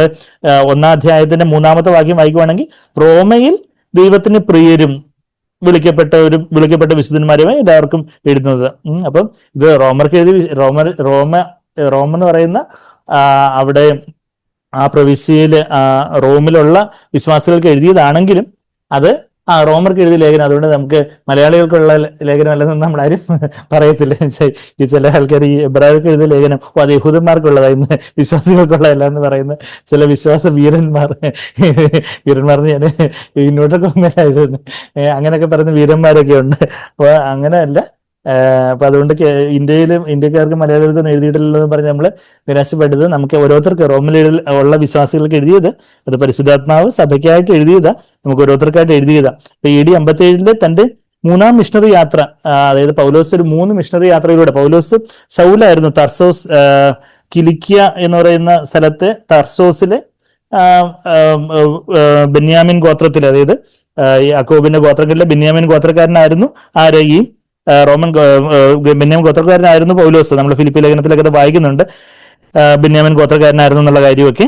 അതിൽ ആയിരുന്നെങ്കിലും പൗലോസ് ഒരു റോമൻ പൗരത്വമൊക്കെ പൗലോസിന് ഉണ്ടായിരുന്നു. അപ്പൊ കിലിക്കിയയിലുള്ള തർസോസില് ഉള്ള പട്ടണത്തിൽ ജനിച്ച പൗലോസ് ഒരു പ്രസിദ്ധനായ ഒരു റബ്ബി ആയിട്ടുള്ള ഗമാലിയലിന്റെ കീഴിലൊക്കെ വലിയ അഭ്യാസം, അന്നത്തെ തിരുവെഴുത്തുകളെ കുറിച്ചുള്ള ന്യായപ്രമാണത്തെ കുറിച്ചുള്ള പഠനമൊക്കെ കഴിഞ്ഞ് അങ്ങനെ ക്രിസ്ത്യാനികളെയൊക്കെ പ്രോസിക്യൂട്ട് ചെയ്യുന്നു അല്ലെങ്കിൽ ഉപദ്രവിക്കുന്നതൊക്കെ ആ ഒരു സമയത്ത് തനിക്ക് ദമാസ്കോസിലുള്ള പടിവാതിൽക്കല് കർത്താവിനെ വെളിപ്പെട്ട് കിട്ടുകയും തന്റെ ജീവിതം രൂപാന്തരപ്പെടുകയും പിന്നീട് പല എതിർപ്പുകളൊക്കെ വന്നപ്പം പൗലോസ് ഒരു 3 വർഷക്കാലം അറേബ്യയിലോട്ട് പോയി 3 വർഷക്കാലം അവിടെ ചെലവഴിച്ച് പൗലോസ് എന്ത് ചെയ്തു, അവിടെ നിന്ന് ദൈവത്തിന്റെ പല വെളിപ്പാടുകളും കാര്യങ്ങളും ഒക്കെ പൗലോസിന് കിട്ടി. അങ്ങനെ പിന്നെ പൗലോസ് ഏഷ്യയിലും യൂറോപ്പിലും ഒക്കെ ആയിട്ട് സുവിശേഷം, ഇന്ന് നമുക്ക് ഏഷ്യ യൂറോപ്പ് എന്നൊക്കെ പറഞ്ഞാൽ നമുക്ക് മനസ്സിലാവും അല്ലേ, ഭൂഖണ്ഡങ്ങൾ, ഏഷ്യയിലും യൂറോപ്പിലും ഒക്കെ ഉള്ള പലയിടങ്ങളിലേക്കും സുവിശേഷമായിട്ട് 3 മിഷണറി യാത്രകളിലൂടെ സുവിശേഷം പലയിടത്തും പ്രസംഗിക്കുകയും പലയിടങ്ങളിലെ സഭകളെ സ്ഥാപിക്കുകയും ഒക്കെ ചെയ്തതായിട്ടാണ് നമ്മൾ കാണുന്നത്. അങ്ങനെ ആയിരിക്കുന്ന സമയത്ത് പൗലോസ് യെരുസലേമിലായിരിക്കുന്ന സമയത്ത് പല കള്ള ആരോപണങ്ങളൊക്കെ പറഞ്ഞ് പൗലോസിനെ റോമിൽ കാരാഗ്രഹത്തിലാക്കുന്നു, കുറച്ചു കാലത്തേക്ക് ഒന്ന് സ്വതന്ത്രമാക്കുന്നു. എന്നാൽ പിന്നീട് AD 67 കാലയളവിൽ 65-67 കാലയളവിലാണ് പൗലോസിനെ അന്നത്തെ റോമൻ ചക്രവർത്തിയായിട്ടുള്ള നീറോ ശിരച്ഛേദം ചെയ്ത് അങ്ങനെ പൗലോസ് രക്തസാക്ഷിത്വം വഹിക്കുന്ന കാര്യമൊക്കെ നമ്മളെ ചരിത്രത്തിൽ കാണുന്നത്. അപ്പം ഈ റോമിലെ സഭ പൗലോസ് സ്ഥാപിച്ചതല്ല. അപ്പം പിന്നെ ആര് സ്ഥാപിച്ചതാണെന്ന് ചോദിച്ചാൽ പരിശുദ്ധാത്മാവ് സ്ഥാപിച്ചതാണ്. നമ്മൾ അപ്പോസ്തലപ്രവൃത്തിയിൽ 2-ാം അധ്യായത്തിന്റെ 10-ാമത്തെ വാക്യത്തിൽ റോമിൽ നിന്നുള്ള അനേകരും പെന്തക്കോസ്ത് നാട്ടിൽ കൂടിയിരുന്നതായിട്ട് അപ്പോസ്തലപ്രവൃത്തി 2-ാം അധ്യായത്തിന്റെ 10-ാമത്തെ വാക്യം എടുത്ത് നോക്കുവാണെങ്കിൽ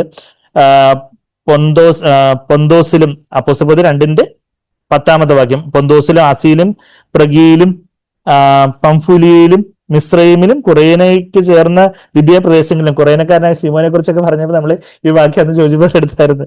ഈ കുറേനയിൽ നിന്നുള്ള ആൾക്കാരും പിന്നെന്താ റോമയിൽ നിന്ന് വന്ന് പാർക്കുന്നവരും യഹൂദന്മാരും യഹൂദ മതാനുസാരികളും ക്രേത്യരും, അങ്ങനെ ഒത്തിരി പേര് അന്ന് ആ പെന്തക്കോസ്ത് നാളില് യെരുസലേമിൽ കൂടിയിരുന്ന സമയത്ത് അനേകര് പത്രോസിന്റെ ഒരു സുവിശേഷ പ്രസംഗം കേട്ട് അന്ന് 3000-ഓളം പേര് മാനസാന്തരപ്പെട്ടതായിട്ടൊക്കെ നമ്മൾ അപ്പോസ്തലപ്രവൃത്തി 2-ാം അധ്യായത്തിൽ നമ്മൾ കാണുന്നുണ്ട്. അപ്പോൾ അങ്ങനെ അന്ന് റോമിൽ നിന്ന് വന്നവരിലൂടെ അന്ന് അവര് പിന്നെ റോമിൽ വന്ന് അങ്ങനെ അവര് സഭയായിട്ട് കൂടി വന്നതാകാം എന്ന് ചിന്തിക്കുന്ന ചരിത്രകാരന്മാരുണ്ട്. പിന്നീട് ചിലരാണെങ്കിൽ ചിന്തിക്കുന്ന വേറെ ചില സൂചനകളൊക്കെ വചനത്തിൽ നമ്മൾ കാണുന്നതെന്ന് പറഞ്ഞാൽ റോമിലേക്ക് കുടിയേറി പാർത്ത ഏഷ്യയിലും മാസിഡോണിയയിലും ഗ്രീസിലും ഒക്കെ പൗലോസ് സ്ഥാപിച്ച സഭകളിലെ വിശ്വാസികൾ പിന്നെ അവർ കൂടി വന്ന് സ്ഥാപിച്ചതായിരിക്കാം. ആ റോമിലെ ആ സഭയിൽ ജാതികളിൽ നിന്നുള്ളവരും യഹൂദന്മാരും ഒക്കെ ഉണ്ടായിരുന്നു എന്നുള്ള സൂചനകളൊക്കെ നമ്മൾ തുടർന്ന് വചനത്തിലേക്ക് നമ്മൾ കാണുമ്പോൾ ആ കാര്യങ്ങളൊക്കെ നമ്മൾ കാണുന്നുണ്ട്. അപ്പൊ പൗലോസ് ജാതികളാണെങ്കിലും യഹൂദന്മാരാണെങ്കിലും എല്ലാം പാപികളാണെന്ന് പറയുമ്പോൾ റോമിലെ സഭയിൽ ജാതികളായിട്ടുള്ളവരും ഉണ്ടായിരുന്നു, യഹൂദന്മാരായിട്ടുള്ളവരും ഉണ്ടായിരുന്നു. അങ്ങനെ ആ ഒരു റോമിലെ സഭ വളരെ വിശ്വാസത്തിന്റെ കാര്യത്തിലൊക്കെ വളരെ പ്രസിദ്ധമായിരുന്നു എന്നുള്ളൊരു കാര്യവും താൻ വളരെയധികം അവരെ വെച്ചാൽ വളരെ ദൈവത്തിന് വേണ്ടി തീക്ഷ്ണതയോടെ നിൽക്കുന്ന ആ റോമിലെ സഭയെ വന്ന് സന്ദർശിക്കണമെന്ന് ആ ഒരു ആത്മീയ പിതാവ് എന്ന നിലയിൽ പൗലോസിന് വലിയ ആഗ്രഹം ഉണ്ടായിരുന്നെങ്കിലും അതുവരെയും സാധിച്ചിരുന്നില്ല. പിന്നെ സ്പെയിനിലേക്കുള്ള യാത്രയിൽ താൻ വരാം എന്ന് താൻ ആഗ്രഹിക്കുന്നതായിട്ടൊക്കെയാ നമ്മൾ 15-28 റോമർ 15-28 നമ്മളിപ്പം വായിച്ച്. അപ്പോ താന് കൊരിന്തിലായിരുന്ന സമയത്ത് തനിക്ക് കുറച്ച് സമയം കിട്ടിയപ്പോൾ എന്തായാലും താനെ സന്ദർശിക്കാൻ പോകുന്നു, എന്നാൽ എപ്പോഴാണ് അത് നടക്കുന്നതെന്ന് അറിയത്തില്ല. അപ്പൊ അതുകൊണ്ട് അവർക്ക് ഈ കാര്യങ്ങളൊക്കെ സുവിശേഷമൊക്കെ ഒന്ന് വ്യക്തമാക്കിക്കൊണ്ട് കാര്യങ്ങൾ ഒരു ക്രമാനുഗതമായിട്ട് ഒരു വലിയൊരു മഹാകാവ്യം പോലെ അത് വലിയൊരു ലേഖനം എഴുതുന്നതായിട്ട് നമ്മൾ കാണുന്നുണ്ട്. അപ്പൊ അങ്ങനെ ആ ദൈവം നമുക്ക് ഈ റോമർക്ക് എഴുതിയ ലേഖനം നമ്മുടെ ആ വചനമൊക്കെ കുറച്ചുകൂടി വിലമതിക്കാൻ, അതിന്റെ ചരിത്ര പശ്ചാത്തലവും കാര്യങ്ങളൊക്കെ അറിയുമ്പോൾ ഇങ്ങനെയൊക്കെ എവിടെയോ ഇങ്ങനെ ആരോ എഴുതി എന്തോ പെട്ടെന്ന് റോമർ ആ വാക്യമൊക്കെ പറഞ്ഞ് നമ്മൾ കോട്ട് ചെയ്യുന്നു. പക്ഷെ അതിന്റെ ചരിത്ര പശ്ചാത്തലം കാര്യങ്ങളൊക്കെ അറിയുമ്പോൾ ദൈവം ഇങ്ങനെയൊക്കെയാണ് ആ ഒരു ലേഖനം ഉരുവാകുവാൻ ദൈവം ഇടയാക്കിയെന്നുള്ള കാര്യം ഒക്കെ അറിയുമ്പോൾ നമുക്ക് കർത്താവിന് നന്ദി പറയാം. നമുക്ക് പിന്നെ എന്റെ 1-ാമത്തെ വാക്യത്തിലേക്ക് വരാം. റോമർ 1-ന്റെ 1-ാമത്തെ വാക്യം, ദൈവം തന്റെ പുത്രനും തന്റെ നമ്മുടെ കർത്താവുമായ യേശു ക്രിസ്തുവിനെ കുറിച്ച് വിശുദ്ധ രേഖകളിൽ തന്റെ പ്രവാചകന്മാർ മുഖാന്തരം മുൻകൂട്ടി വാഗ്ദത്തം ചെയ്ത് സുവിശേഷത്തിനായി വേർതിരിച്ച് വിളിക്കപ്പെട്ട അപ്പോസ്തലനും യേശു ക്രിസ്തുവിന്റെ ദാസനുമായ പൗലോസ്. ഈ പൗലോസിന്റെ ഒരു കുഴപ്പം നമുക്കറിയാം, ഈ പേനോണ്ട് എഴുതാൻ തുടങ്ങിയാൽ ഫുൾ സ്റ്റോപ്പ് ഇടാൻ മറന്നു, അപ്പോൾ വലിയ സെന്റൻസ് ഒക്കെ അങ്ങ് എഴുതും. അപ്പൊ നമ്മൾ പിന്നെ വേണമെങ്കിലൊന്ന് കുറച്ചൊക്കെ നിർത്തിയും ഒക്കെ ഒന്ന് ഈ ചില ലിമിറ്റഡ് സ്റ്റോപ്പ് ബസ്സുകൾ മാതിരിയൊക്കെയാണ്, ഇടയ്ക്കൊന്നും നിർത്തത്തില്ല. നമ്മളെപ്പോലുള്ള ഓർഡിനറി സ്റ്റോപ്പിൽ മാത്രം കയറി ശീലമുള്ളവർക്ക് നമ്മൾ കുറച്ചൊക്കെ ഒന്ന് നിർത്തിയും പറഞ്ഞൊക്കെ പോയാൽ നമുക്ക് എന്താ കാര്യങ്ങളെന്ന് മനസ്സിലാവും. അപ്പൊ അവിടെ റോമർ 1-ാം അധ്യായത്തിന്റെ 1-ാമത്തെ വാക്യത്തിൽ തന്നെ 1-2 വാക്യങ്ങളിൽ തന്നെ അതിന്റെ ഈ റോമർക്ക് എഴുതിയ ലേഖനത്തിന്റെ ടൈറ്റിൽ എന്താ, അതിന്റെ ഹെഡിങ് എന്ന് പറഞ്ഞാൽ ഗോസ്പൽ ഓഫ് ഗോഡ്, ദൈവത്തിന്റെ സുവിശേഷം, യുവാഞ്ചലിയോൺ, അതായത് സുവിശേഷം, ആഞ്ചലിയോൺ എന്ന് പറഞ്ഞാൽ ആ ഒരു നല്ല വർത്തമാനം. അപ്പൊ ആ ഒരു ദൈവത്തിന്റെ സുവിശേഷം എന്ന് പറയുമ്പോൾ അവിടെ ആ സുവിശേഷം ആരെക്കുറിച്ചാണെന്ന് ചോദിച്ചാൽ ദൈവം തന്റെ പുത്രനും നമ്മുടെ കർത്താവുമായ ദൈവത്തിന്റെ പുത്രനായ യേശുക്രിസ്തു, നമ്മുടെ കർത്താവായ യേശുക്രിസ്തുവിനെ കുറിച്ച് വിശുദ്ധ രേഖകളിൽ തന്റെ പ്രവാചകൻ മുഖാന്തരം മുമ്പ് കൂട്ടി വാഗ്ദത്തം ചെയ്ത സുവിശേഷം. അപ്പൊ ആ സുവിശേഷം, ആ ദൈവത്തിന്റെ സുവിശേഷം, അത് ആരെക്കുറിച്ചുള്ള സുവിശേഷമാണെന്ന് ചോദിച്ചാൽ യേശുക്രിസ്തുവിനെ കുറിച്ചുള്ള സുവിശേഷം. അത് നമ്മളിപ്പം സാക്ബറിന്റെ വെസ്റ്റ് വേഴ്സ് ബൈബിൾ സ്റ്റഡി നിങ്ങൾ കേട്ടിട്ടുണ്ടെന്ന് വിചാരിക്കുന്നു. അപ്പൊ അതിനകത്ത് ഇവർ പറയുന്നുണ്ട് ഗോസ്പൽ കൺസേണിങ് ഹിസ് സൺ. സുവിശേഷം ആരെക്കുറിച്ചുള്ളതാ? എന്നെ കുറിച്ച്, ഞാൻ അത്ര വലിയ ആളാ, ഞാൻ അത്ര വലിയ വിശുദ്ധനാ, അല്ലെങ്കിൽ ഞാൻ നമ്മളെ കുറിച്ചോ, അല്ലെങ്കിൽ ദൈവം എനിക്ക് അത് ചെയ്തു തന്നു, ദൈവം എനിക്ക് സൗഖ്യം തന്നു, ദൈവം എനിക്ക് രോഗശാന്തി തന്നു, ദൈവം എനിക്ക് ഇത്ര വലിയ വീട് തന്നു, വലിയ പണം തന്നു, വലിയ ജോലി തന്നു. അതൊക്കെയാണ് സുവിശേഷം. അതൊക്കെ ദൈവം തരുന്ന ദൈവത്തിന്റെ കരുണയിലുള്ള ചില കാര്യങ്ങൾ എന്നുള്ളതേ ഉള്ളൂ. നമ്മൾ ചിലരോട് സുവിശേഷം പറഞ്ഞ് ശരിയാണ്, നമ്മുടെ സാക്ഷിയൊക്കെ നമുക്ക് പറയണം, അതിലൂടെ നമുക്ക് സുവിശേഷത്തിലേക്ക് എത്താം. പക്ഷെ സുവിശേഷം ആരെക്കുറിച്ചുള്ളതാന്ന് വെച്ചാൽ അത് it is Jesus centred, Christ centred, കർത്താവിനെ കുറിച്ചുള്ളതാ, യേശുവിനെ കുറിച്ചുള്ളതാ. യേശു, അതാണ് സുവിശേഷം. Jesus is my message. ഇത് യേശുവാണ് നമ്മുടെ മെസ്സേജ്, നമ്മുടെ സുവിശേഷം എന്നൊക്കെ നമ്മൾ 2 തിമോത്തിയോസിലോട്ട് വരുമ്പോൾ അങ്ങനെ ഒരു വാക്യം തന്നെ നമ്മൾ വായിക്കുന്നുണ്ടല്ലോ. 2 തിമോത്തിയോസിലോട്ട് ഒന്ന് വരുവാണെങ്കിൽ അവിടെ അതിന്റെ 2-ാം അധ്യായത്തിന്റെ 8-ാമത്തെ വാക്യം, ദാവീദിന്റെ സന്തതിയായി ജനിച്ച് മരിച്ചിട്ട് ഉയർത്തെഴുന്നേറ്റിരിക്കുന്ന യേശുക്രിസ്തുവിനെ ഓർത്തുകൊള്ളുക, അതാകുന്നു എന്റെ സുവിശേഷം. 2 തിമോത്തിയോസ്, ഇത് പൗലോസിന്റെ അവസാനത്തെ ലേഖനമാണ്. എന്ത് 2 തിമോത്തിയോസ്. അവസാനം പൗലോസ് ആ റോമിലെ കാരാഗ്രഹത്തില് AD 67 കാലയളവ്, ഇത് AD 57 റോമർക്ക് എഴുതിയ ലേഖനം എഴുതുന്നത്. പിന്നീട് ഒരു 10 വർഷം കൂടെ കഴിഞ്ഞിട്ട് AD 67 ആവുന്ന ആ സമയത്തൊക്കെയാ അവിടെ റോമൻ കാരാഗ്രഹത്തിൽ താൻ കിടന്ന് ഈ 2 തിമോത്തിയോസ് എഴുതുമ്പോ എന്താ തന്റെ സുവിശേഷം എന്ന് പറയുന്നേ? അതാകുന്നു എന്റെ സുവിശേഷം. ഏത്? ഈ ദാവീദിന്റെ സന്തതിയിൽ ജനിച്ച് മരിച്ചിട്ട് ഉയർത്തെഴുന്നേറ്റിരിക്കുന്ന യേശു ക്രിസ്തുവിനെ ഓർത്തുകൊള്ളുക. ഈ യേശു ക്രിസ്തു തന്നെയാണ് എൻ്റെ സുവിശേഷം. Remember Jesus Christ risen from the dead, descendant of David according to my gospel. അത് ദാവീദിന്റെ സന്തതിയായി വന്ന യേശു ക്രിസ്തു എന്ന് പറയുമ്പോൾ മനുഷ്യനായിട്ട് ഈ ഭൂമിയിൽ ജനിച്ച സർവശക്തനായ ദൈവം മനുഷ്യനായിട്ട് ഈ ഭൂമിയിൽ ജനിച്ച ആ യേശു ക്രിസ്തു തന്നെയാണ് എൻ്റെ സുവിശേഷം എന്നാണ് പൗലോസ് അവിടെ പറയുന്നത്. അപ്പം ആ ഒരു സുവിശേഷത്തെ കുറിച്ച് താൻ ലജ്ജിക്കുന്നില്ല എന്നൊക്കെ ആ താഴോട്ട് റോമർ 1-ാം അധ്യായത്തിന് തന്നെ 16-ാമത്തെ വാക്യത്തിലേക്കൊക്കെ നമ്മൾ വരുമ്പം ഈ സുവിശേഷത്തെ കുറിച്ച് എനിക്ക് ലജ്ജയില്ല. ഇന്ന് കർത്താവിന്റെ സുവിശേഷത്തെ കുറിച്ച് നമുക്ക് ലജ്ജയുണ്ടോ? നമ്മള് നിങ്ങള് വിശ്വാസികളാണല്ലേ, അല്ലെങ്കിൽ നിങ്ങൾ വലിയ തീവ്രവാദികളാണല്ലേ എന്നൊക്കെ, വിശ്വാസത്തിന്റെ തീവ്രവാദികൾ അതൊക്കെ പറയുമ്പോൾ നമുക്ക് നമ്മളെ അറിയപ്പെടുന്നത് എന്താ? ദൈവത്തിന്റെ പേരിനാൽ അറിയപ്പെടുന്നവർ. നമ്മളെ യെരമ്യാവിന്റെ പുസ്തകത്തിൽ ആ ഒരു വാക്യം കാണുന്നുണ്ടല്ലോ.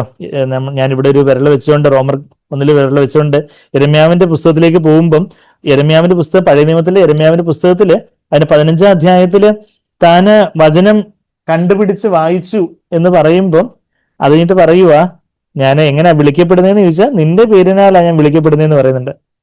യെരമ്യാവിന്റെ പുസ്തകം 15-ാം അധ്യായത്തിന്റെ 16-ാമത്തെ വാക്യം, പഴയ നിയമത്തിലെ യെരമ്യാവിന്റെ പുസ്തകം 15-16 ഞാൻ നിന്റെ വചനങ്ങളെ കണ്ടെത്തി ഭക്ഷിച്ചിരിക്കുന്നു, നിന്റെ വചനങ്ങൾ എനിക്ക് സന്തോഷവും എന്റെ ഹൃദയത്തിന് ആനന്ദവുമായി, സൈന്യങ്ങളുടെ ദൈവമായ യഹോവേ നിന്റെ നാമം എനിക്ക് വിളിക്കപ്പെട്ടിരിക്കുന്നുവല്ലോ. അപ്പൊ നമ്മളെ ആൾക്കാർ വിളിക്കുന്നത് തന്നെ ദൈവത്തിന്റെ യേശുവിന്റെ ആൾക്കാര്, യേശുവിന്റെ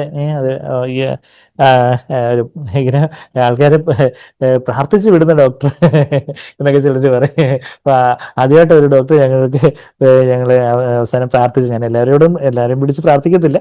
ആ ഒരു ക്രിസ്ത്യൻ ബാക്ക്ഗ്രൗണ്ടിൽ നിന്നുള്ളവരോ അല്ലെങ്കിൽ അതിലോട്ട് പ്രാർത്ഥിക്കണേന്ന് പറയുന്ന, കഴിഞ്ഞ ദിവസം ഒരു ക്രൈസ്തവ ബാക്ക്ഗ്രൗണ്ടിൽ നിന്നുള്ള പർദ്ദയൊക്കെ ധരിച്ച ഒരു ലേഡി, മുസ്ലിം ലേഡി, അപ്പം പുള്ളിക്കാരത്തി വീണ്ടും പ്രാർത്ഥിക്കണേ ഡോക്ടർ. ഞാൻ പറഞ്ഞു ഇപ്പോൾ ഒരു വാക്ക് പ്രാർത്ഥിക്കട്ടെ പ്രാർത്ഥിച്ചു, അവരുടെ പെർമിഷൻ ഉള്ളതുകൊണ്ട് ഞാൻ പറഞ്ഞു വെച്ചാല്. അപ്പൊ അങ്ങനെ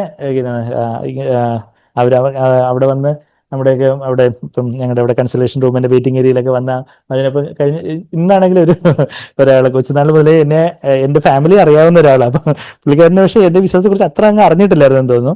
അപ്പം പുള്ളി ഇങ്ങനെ വന്ന് അപ്പൊ അച്ഛനെയും അമ്മയൊക്കെ കണ്ട് അപ്പൊ ഇന്നാളുടെ മോന അപ്പൊ അത് കഴിഞ്ഞിട്ട് വന്നപ്പോ ഇവിടെ വചനമൊക്കെ കാണാം. അപ്പൊ ഇത് തന്നെയാണോ, ഇനിയിപ്പോ വഴി കാണാൻ തെറ്റിപ്പോയോ?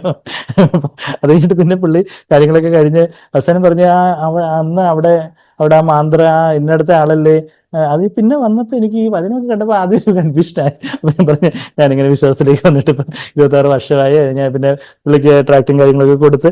അപ്പൊ ഞാൻ പറഞ്ഞതെന്ന് വെച്ചാൽ ഇപ്പൊ ആ ഒരു കാര്യത്തിൽ നമ്മളൊരു വെറുതെ ഒരു നാമധേയ ക്രിസ്ത്യാനിയെന്നോ അല്ലെങ്കിൽ വെറുതെ എന്തെങ്കിലും ഇന്നടുത്ത് പോകുന്നു അങ്ങനെയുള്ളതല്ല, മറിച്ച് യേശുവിനെ പിൻപറ്റുന്ന, വചനമൊക്കെ വിശ്വസിച്ച് വചനമൊക്കെ അനുസരിക്കാൻ ആഗ്രഹിക്കുന്ന, വചനം പിൻപറ്റുന്ന കർത്താവിന്റെ ഒരു സാക്ഷിയാണ് എന്ന് പറയുന്ന കാര്യത്തിൽ നമുക്ക് ഒരു ലജ്ജയില്ല. അതാ പൗലോസ് താഴോട്ട് വരുമ്പോൾ സുവിശേഷത്തിനെ കുറിച്ച് എനിക്ക് റോമർ 1-16 വായിക്കുന്നത്. അപ്പൊ ആ ഒരു സുവിശേഷം അത് ആരെക്കുറിച്ചുള്ള സുവിശേഷമാണ്?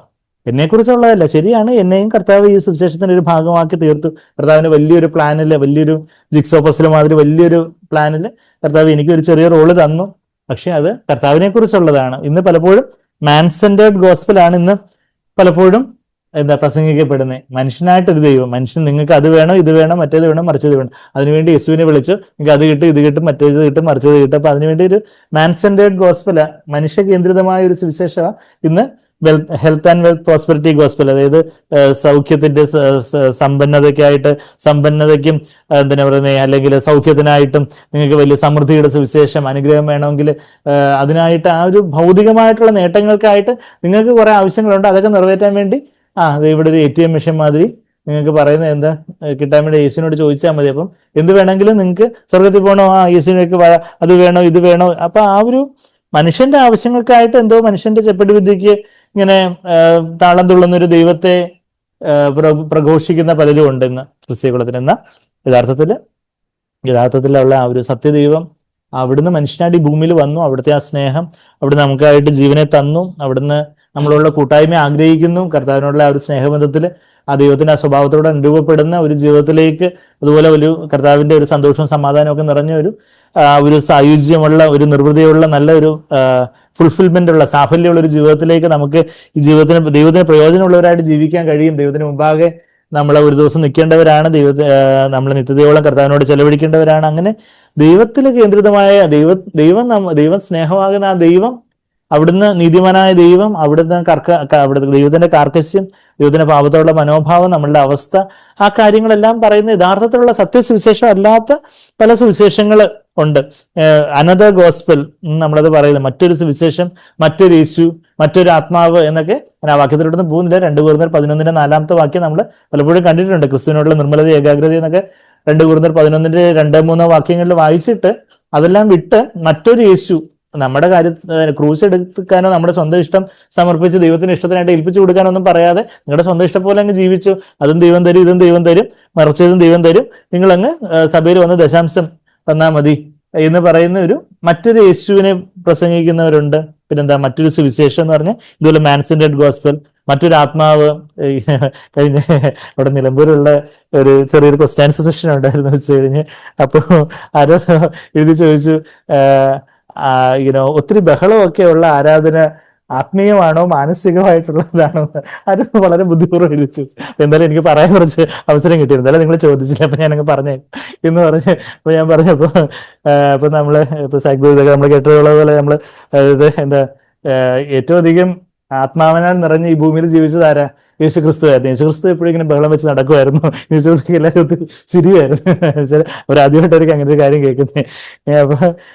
അപ്പൊ ആ ഒരു കാര്യങ്ങളൊക്കെ. അപ്പൊ മറ്റൊരു ആത്മാവ് എന്ന് പറയുമ്പോൾ ഇങ്ങനെ ആരോ പറഞ്ഞതുപോലെ ഭയങ്കര കീബോർഡും മറ്റേ ഡ്രംസും അതും ഇതൊക്കെ ഒത്തിരി സൗണ്ടും കാര്യങ്ങളും ഒക്കെ ആയിട്ട് ഭയങ്കര ഉച്ചസ്ഥായിൽ എല്ലാവരും പാടി ആത്മാവ് വന്ന് എല്ലാവരും കൂടെ അന്യഭാഷയിൽ ആരാധിക്കാൻ തുടങ്ങി. അത് കഴിഞ്ഞിട്ടപ്പോഴത്തേക്കും പെട്ടെന്ന് കറണ്ട് പോയി. അപ്പോഴത്തേക്കും പെട്ടെന്ന് ആത്മാവ് പോയി, ദൈവ സാന്നിധ്യം പോയി.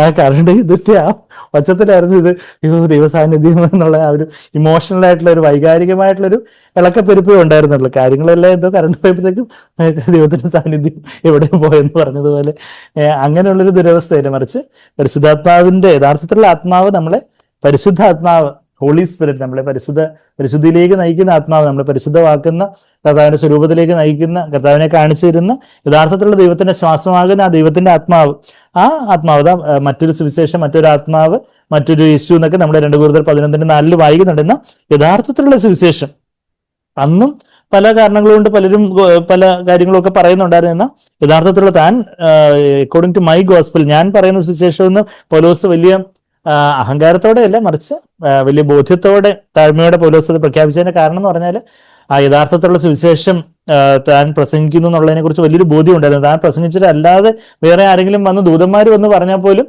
അവർ ശപിക്കപ്പെടട്ടെ എന്നാണ് ഗലാത്യർ 1:8 വാക്യത്തിലൊക്കെ നമ്മൾ വായിക്കുന്നത്. അപ്പൊ അത്രമാത്രം പൗലോസിന് തനിക്ക് വെളിപ്പെട്ട് കിട്ടിയ സുവിശേഷത്തെക്കുറിച്ച് അതുപോലൊരു വലിയ ബോധ്യവും വലിയൊരു അഭിമാനവും ഉണ്ടായിരുന്നു എന്നുള്ള കാര്യം നമ്മൾ വായിക്കുന്നത്. അപ്പം അത് യേശുക്രിസ്തുവിനെ, കർത്താവുമായ യേശുക്രിസ്തുവിനെ കുറിച്ച് വിശുദ്ധ രേഖകളിൽ, അതായത് തന്റെ പ്രവാചകന്മാർ മുഖാന്തരം മുമ്പ് കൂട്ടി പഴയ നിയമത്തിലെ യേശയ്യാവിലൂടെയൊക്കെ നമ്മൾ യേശയ്യാവ് 53 എടുത്ത് വായിച്ചു നോക്കുമ്പോൾ ക്രൂശീകരണം അതുപോലെ ദൃക്സാക്ഷിയായിട്ട് കണ്ട ഒരാൾ എഴുതിയതുപോലെ അവിടെ നമുക്ക് വേണ്ടി മുറിവേറ്റും കർത്താവ് തുളയ്ക്കപ്പെട്ടും മുറിവേറ്റും ഒക്കെ അടിക്കപ്പെട്ടു ആയിരിക്കുന്നു എന്നുള്ള കാര്യവും കർത്താവിന്റെ തടിരോമം ഒക്കെ പിഴുതതിനെ കുറിച്ചൊക്കെയുള്ള കാര്യങ്ങളൊക്കെ 51 ഒക്കെ നമ്മൾ വായിക്കുമ്പോഴൊക്കെ ആ ഒരു ഈ കർത്താവിന്റെ ആ ഒരു ക്രൂശുമരണവും കർത്താവിന്റെ ആ സഹനവും ഒക്കെ ദൃക്സാക്ഷി വിവരണം എന്ന പോലെ എന്നാ കണ്ടേ കർത്താവ് വരുന്നതിന് 700ഓളം വർഷങ്ങൾക്ക് മുമ്പ് യേശയ്യാവ് പ്രവചനാത്മാവിൽ എഴുതുന്നത്. അപ്പം ആ യേശുക്രിസ്തുവിന്റെ വരവിനെ കുറിച്ചും യേശുക്രിസ്തുവിലുള്ള അവന്റെ രാജ്യം,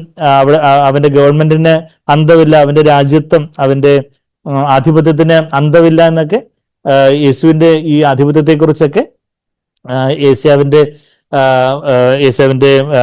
അധ്യായത്തിൽ 6 അധ്യായത്തിലൊക്കെ നമ്മളത് വായിക്കുന്നുണ്ട്. There is no end to his government എന്നൊക്കെ നമ്മൾ വായിക്കുന്നുണ്ട്. അപ്പൊ അങ്ങനെ പിന്നെ മനുഷ്യപുത്രനായ യേശു ക്രിസ്തുവിനെ കുറിച്ചുള്ള പ്രവചനം ദാനിയേലിന്റെ പുസ്തകത്തിൽ നമ്മൾ വായിക്കുന്നുണ്ട്. അങ്ങനെ പഴയ നിയമ പുസ്തകങ്ങളിലെല്ലാം യേശു ക്രിസ്തുവിനെ കുറിച്ചുള്ള ഈ സുവിശേഷത്തിന്റെ കർത്താവ് നമുക്ക് വേണ്ടി ഒരു പാപയാഗമായി തീരുന്ന കുഞ്ഞാടിനെ കുറിച്ച് നമ്മൾ ലേവ്യ പുസ്തകത്തിൽ വായിക്കുന്നുണ്ട്. അപ്പൊ അങ്ങനെ ഒരു സ്ത്രീയുടെ സന്തതി സർപ്പത്തിന്റെ തല തകർക്കുമെന്ന് ഉൽപ്പത്തി 3:15 ഉൽപ്പത്തി പുസ്തകത്തിൽ വായിക്കുന്നുണ്ട്. അവിടെ ആ ഒരു മഹാപുരോഹിതനായിട്ടുള്ള യേശുവിനെ നമ്മൾ എക്സോഡസ് പുറപ്പാട് പുസ്തകത്തിൽ വായിക്കുന്നുണ്ട്. അങ്ങനെ പഴയ നിയമത്തിന്റെ ഓരോ പുസ്തകങ്ങളിലും ആരുണ്ട്? യേശുക്രിസ്തു ഉണ്ട്. അപ്പൊ ആ യേശുക്രിസ്തുവിനെ കുറിച്ചുള്ള സുവിശേഷം, അതാ യേശുക്രിസ്തുവിനെ കുറിച്ച് വിശുദ്ധ രേഖകളിൽ തന്നെ പ്രവാചകന്മാർ മുഖാന്തരം മുമ്പുകൂട്ടി വാഗ്ദത്തം ചെയ്ത സുവിശേഷത്തിനായി വേർതിരിച്ച് വിളിക്കപ്പെട്ട അപ്പോസ്തലനും യേശുക്രിസ്തുവിന്റെ ദാസനുമായ പൗലോസ്. അപ്പം ഈ സുവിശേഷത്തിനായിട്ട് വേർതിരിക്കപ്പെട്ടവനാണ്, സെറ്റ് അപ്പാർട്ട് ആണ് പൗലോസ്. നമ്മളുടെ ജീവിതത്തിൽ നമ്മൾ സുവിശേഷത്തിനായിട്ട്, ദൈവത്തിന്റെ ഈ വാർത്തയ്ക്കായിട്ട്, ദൈവത്തിന്റെ ഈ സദ്വാർത്തയ്ക്കായിട്ട്, ഈ പൂർണ്ണ സുവിശേഷത്തിനായിട്ട് നമ്മൾ വേർതിരിക്കപ്പെട്ടവരാണോ? അതോ അതും ശരിയാ ഇതും ശരിയാ മറ്റവര് പറയുന്നത് ശരിയാ അതും എല്ലാം നമ്മളെല്ലാം ഒന്ന് ആരെയും പിണക്കണ്ട, നിങ്ങൾ പറയുന്നത് ശരിയാ അതും പറയുന്നത് ശരിയാ, എല്ലാ നദികളും എല്ലാം കടലിലോട്ട് പോകുന്നു എന്ന് പറഞ്ഞുകൊണ്ട് ആരൊക്കെ യേശുവിനെ കുറിച്ച് പറഞ്ഞാൽ അവര് യേശുവിനെ കുറിച്ചല്ലേ പറയുന്നത്, അതും ശരി ഇത് ശരി എന്നല്ല, മറിച്ച് നമ്മൾ വിശ്വസിക്കുന്ന കാര്യങ്ങളെ കുറിച്ചൊരു ബോധ്യവും നമ്മളെല്ലാവരും സ്നേഹിക്കുന്നു, നമ്മൾ ആ ഒരു നിലയിൽ എല്ലാവരും ഉൾക്കൊള്ളുന്നു എന്ന നമുക്ക് എല്ലാവരോടും എഗ്രി ചെയ്യാൻ, നമുക്ക് എല്ലാവരോടും യോജിക്കാൻ പറ്റത്തില്ല. വചനത്തിന് എന്ന് കുറച്ചെങ്കിലും മാറി ഒക്കെ ഉള്ളത് നമ്മൾ അതല്ല നമ്മുടെ നിലപാട്. വചനപ്രകാരം നമ്മൾ ഇങ്ങനൊരു കാര്യങ്ങളാണ് നമ്മൾ വിശ്വസിക്കുകയും നമ്മൾ മനസ്സിലാക്കുകയും പഠിപ്പിക്കുകയും ചെയ്യുന്നതെന്ന് പറയുന്ന ആ ഒരു സുവിശേഷത്തിനായിട്ട് വേർതിരിച്ച് വിളിക്കപ്പെട്ട അപ്പോസ്തലനും. അപ്പോസ്തലൻ എന്നുള്ള വാക്കിന്റെ അർത്ഥം എന്താ? അയക്കപ്പെട്ടവൻ. അപ്പോസ്റ്റലാസ് എന്ന് പറഞ്ഞൊരു ഗ്രീക്ക് പദമാണത്. ഞാൻ അതും കൂടെ ഒക്കെ പറഞ്ഞ് പിന്നെ യേശുക്രിസ്തുവിന്റെ ദാസനും എന്നുള്ളൊരു പദവും കൂടെ ഉണ്ട്, അതും കൂടെ പറഞ്ഞ് ഞാൻ കൺക്ലൂഡ് ചെയ്യാം. അപ്പോസ്റ്റലാസ് എന്നുള്ള വാക്ക് നമ്മള് എന്താ അതിന്റെ അർത്ഥം എന്ന് പറഞ്ഞാല് അയക്കപ്പെട്ടവൻ. സ്റ്റെലോ എന്ന് പറഞ്ഞാൽ to place, prepare, to set in order. അപ്പോ എന്ന് പറഞ്ഞാൽ സെപ്പറേഷൻ. അപ്പോസ്റ്റലോ എന്ന് പറഞ്ഞാൽ to order one to go to one place appointed, ഒരു നിയമിക്കപ്പെട്ട ഒരു സ്ഥലത്തേക്ക് പോവുക എന്ന അപ്പോസ്റ്റലോ എന്നുള്ള വാക്കിനർത്ഥം. അപ്പോസ്റ്റല എന്ന് പറഞ്ഞാൽ one saint for the orders.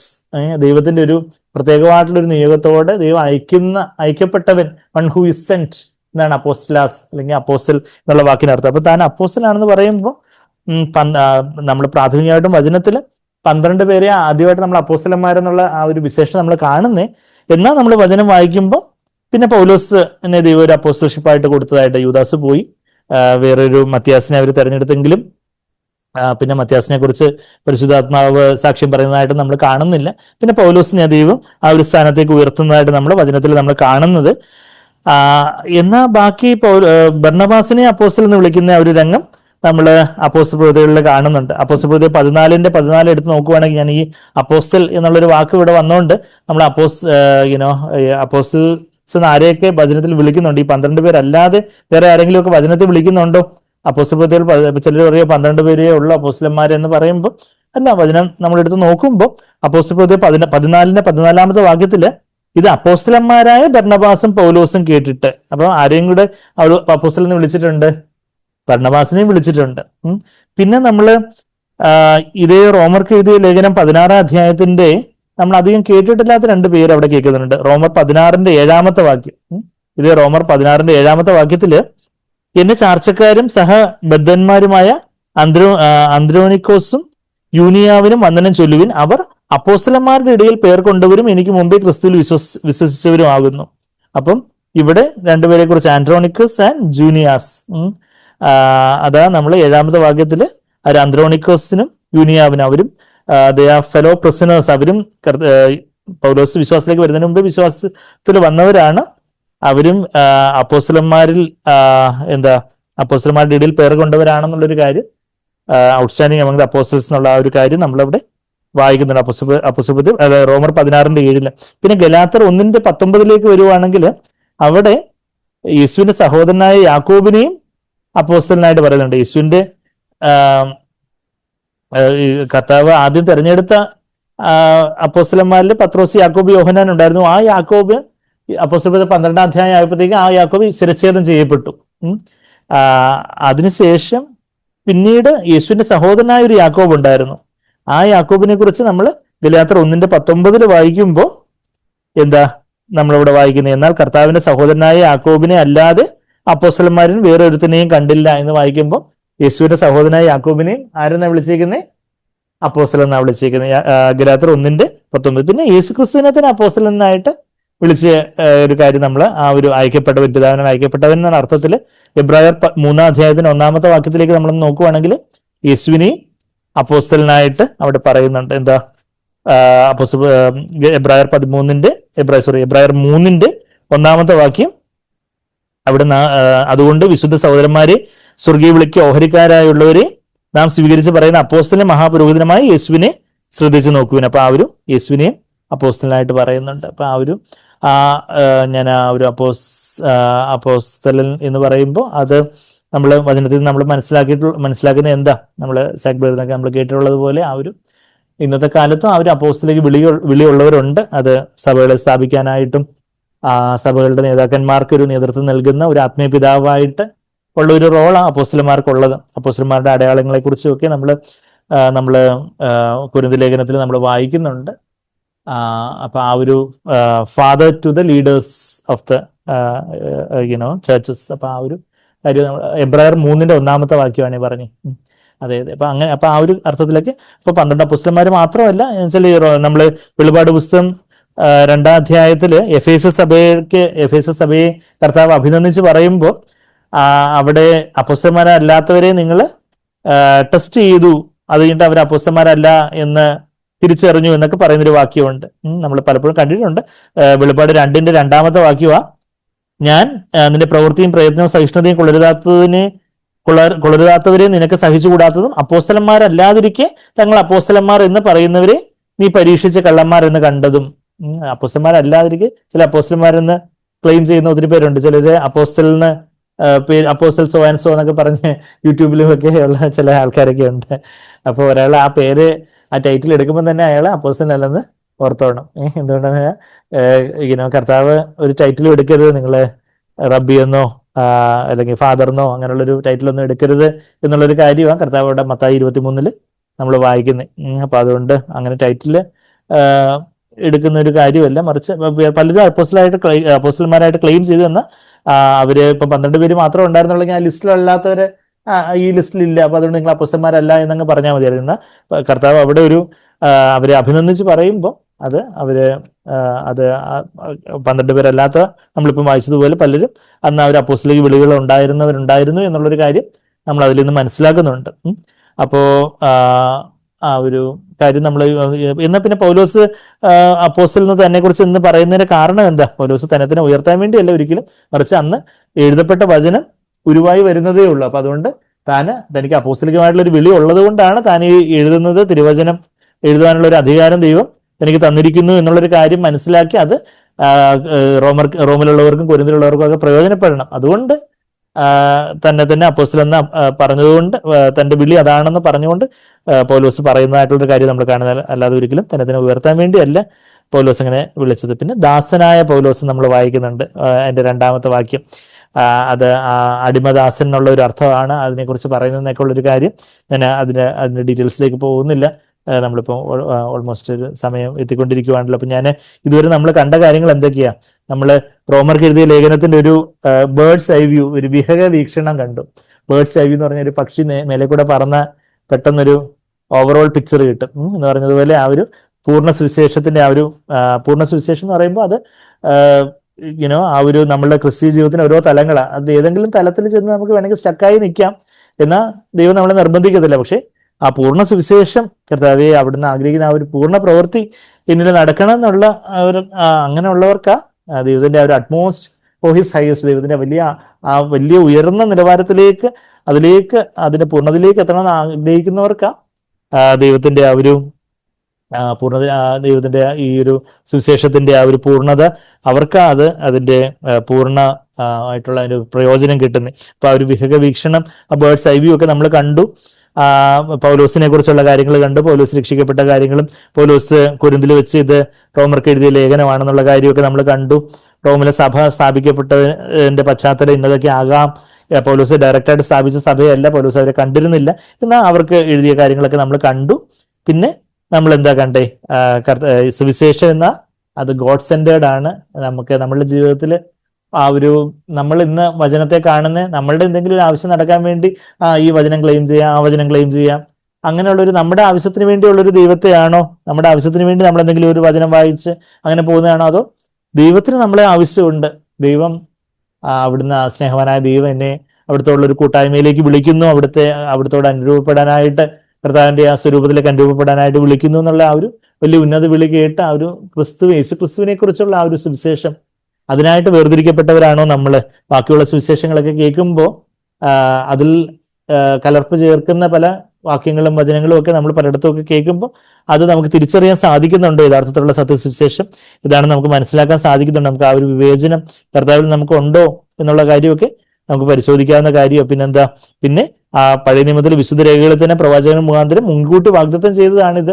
അപ്പൊ ആ ഒരു പഴയ നിയമ പ്രവചനങ്ങളിലൊക്കെ യേശുവിനെ കുറിച്ച് പറയുന്നതിൻ്റെയൊക്കെ പല കാര്യങ്ങളൊക്കെ നമ്മൾ കണ്ടു.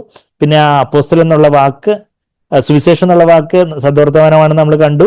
പിന്നെ അപ്പോസ്തലൻ എന്നുള്ള വാക്ക് അയക്കപ്പെട്ടവൻ.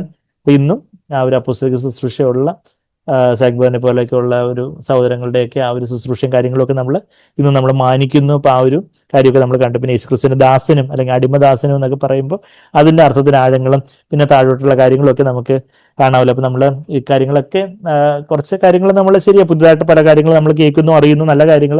എന്നാൽ അതെല്ലാം നമ്മുടെ ജീവിതത്തിൽ ഒരു രൂപാന്തരത്തിനായിട്ടായി തീരട്ടെ. കർത്താവിന്റെ വചനം, ഇതുപോലുള്ള ഒരു ദൈവത്തിന്റെ ആ ഒരു വചനം, കർത്താവ് എത്ര പ്രഷ്യസ് ആയിട്ടുള്ള വചനം അവിടുന്ന് അതുപോലെ എഴുതപ്പെട്ട ആ വചനം, കർത്താവെ എനിക്കത് കൂടുതലായിട്ട് കാര്യങ്ങൾ വെളിപ്പെടുത്തി തരണമേ എന്നുള്ളൊരു ദാഹത്തോട് നമുക്ക് തുടർന്നും ആയിരിക്കാം. ഭാര്യയുടെ വാകെ മാറിടും നേരവും ചാരിടാം തൻ തിരുമാർവിടമാം. കർത്താവിന്റെ ആ തിരുമാർവിൽ ചാരിക്കൊണ്ട് നമ്മെ തന്നെ ഈ കർത്താവിൻ്റെ ഒരു അടിമദാസിയായിട്ട് ഏൽപ്പിച്ചു കൊടുത്തുകൊണ്ട് കർത്താവെ അവിടുന്ന് എന്നെ വീണ്ടെടുത്തു. നീ എനിക്കുള്ളവനല്ല, എനിക്കുള്ളവളല്ല, ഞാൻ അങ്ങയ്ക്കുള്ളവനാണ്.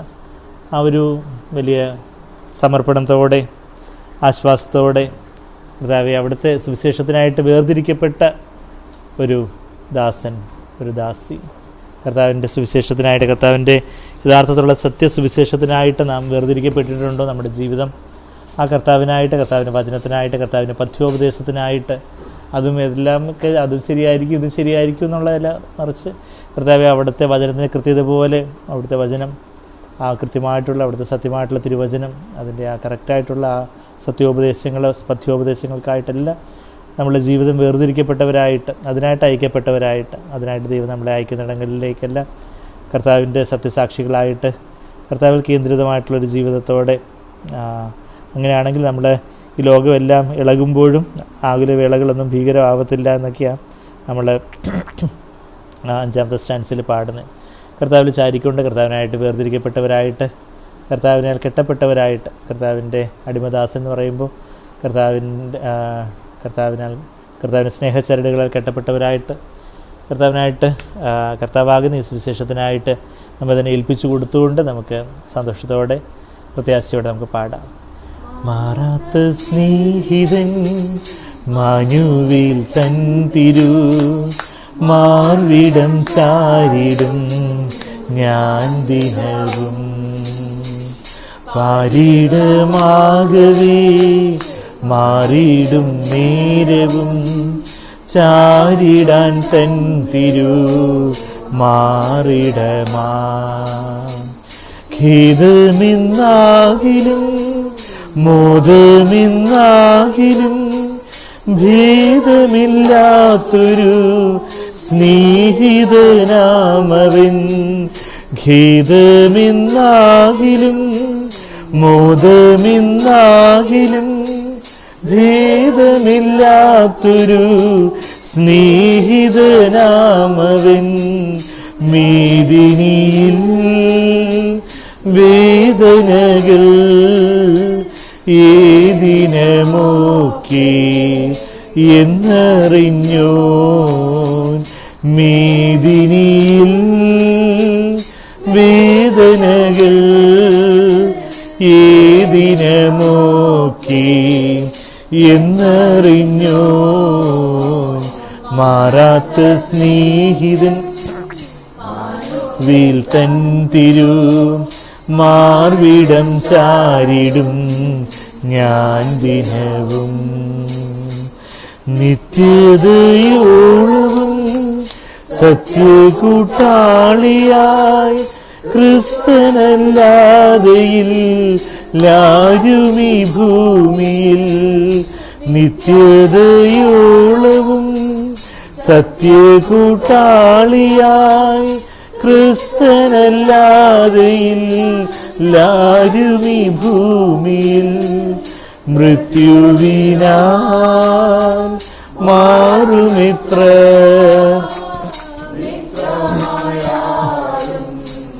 മർത്യരെല്ലാം മൃത്യുവിനാൽ മാറുമിത്ര മിത്രമായാലും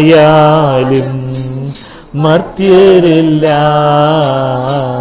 മാറാത്ത സ്നേഹിതൻ മാനുവിൽ തൻ തിരു മാർവിടം ചാരിടും ദിനവും ഭാരങ്ങളേറുമേ പാരിൽ നാൾ തോറുമെൻ ഭാരം ചുമന്നിടും കർത്തനാണീശുതാൻ. ഭാരങ്ങളേറുമേ പാരിൽ നാൾ തോറുമെൻ ഭാരം ചുമന്നിടും കർത്തനാണീശുതാൻ. ആത്മപ്രിയൻ നല്ലിടയൻ ആർദ്രതയെന്നെ പിന്തുടരും. ആത്മപ്രിയൻ നല്ലിടയൻ ആർദ്രതയെന്നെ പിന്തുടരും. മാറാത്ത സ്നേഹിതൻ മാനുവിൽ തൻ തിരു മാർവിടം ചാരിടും ഞാൻ ദിനവും. ആകെയിളകിടും ലോകമിതേകിടും ആകുലവേളകൾ ഭീകരമാകുമോ. ആകെയിളകിടും ലോകമിതേകിടും ആകുലവേളകൾ ഭീകരമാകുമോ. ഹല്ലേലൂയാ ഹല്ലേലൂയാ പാടുമെൻ ജീവ കാലമെല്ലാം. ഹല്ലേലൂയാ ഹല്ലേലൂയാ പാടുമെൻ ജീവ കാലമെല്ലാം. മാറാത്ത സ്നേഹിതൻ മാനുവിൽ തൻ തിരു മാർവിടം ചാരിടും ഞാൻ ദിനവും. പാരിടമാകവേ മാറിടും നേരവും ചാരിടാൻ തൻ തിരു മാറിടമാ. കർത്താവിൻ്റെ ആ തേജസ്സുള്ള സുവിശേഷം, അതെ, അത് മാനുഷികമായിട്ടുള്ളൊരു സുവിശേഷമല്ല, അത് ദൈവത്തിന്റെ വെളിപ്പാടായിട്ട് തനിക്ക് ലഭിച്ച ആ സുവിശേഷം. നമുക്കും പരിശുദ്ധാത്മാവ് ഒരു വെളിപ്പാട് തരാതെ ഈ ഒരു സുവിശേഷം നമുക്ക് മനസ്സിലാക്കാൻ സാധിക്കത്തില്ലല്ലോ.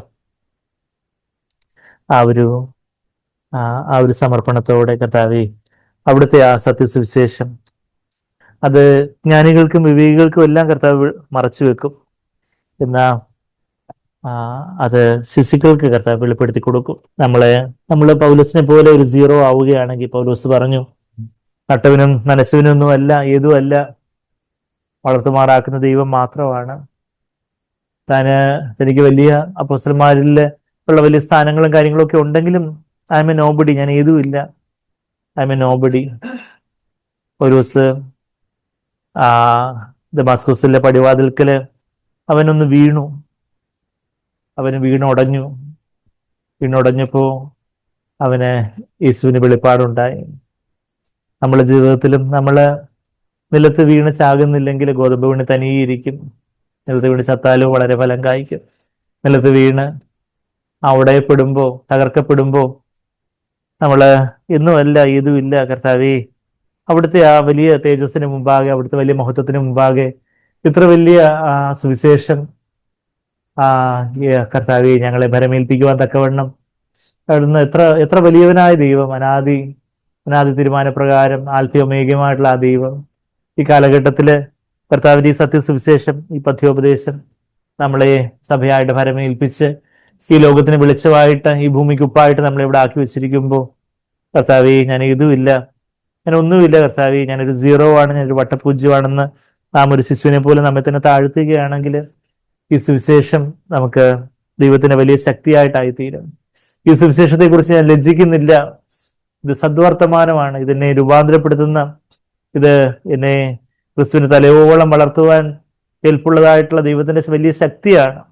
ഞാൻ ആ സുവിശേഷം എനിക്കൊരു വെളിപ്പാടായിട്ട് ലഭിച്ച് ഞാൻ ക്രിസ്തുവിന്റെ തലയോളം വളരുമ്പോൾ ഞാൻ സാത്താനെ കാൽക്കീഴിൽ ചതച്ച് കളയും. എൻ്റെ കാൽക്കീഴിൽ സമാധാനത്തിന്റെ ദൈവം സാത്താനെ വേഗത്തിൽ ചതച്ച് കളയും. കർത്താവിന്റെ കൃപ എന്നോടുകൂടി ഇരിക്കും. അവിടുന്നാണ് ഏകജ്ഞാനിയായ ദൈവം. അവിടുത്തെ വലിയ ജ്ഞാനത്തിൽ നമുക്ക് ഈ സുവിശേഷം അത് നമുക്ക് വെളിപ്പെടുത്തി തരുമ്പോൾ നമ്മുടെ ഒന്നുമില്ലായ്മ, കർത്താവ് നമ്മളെ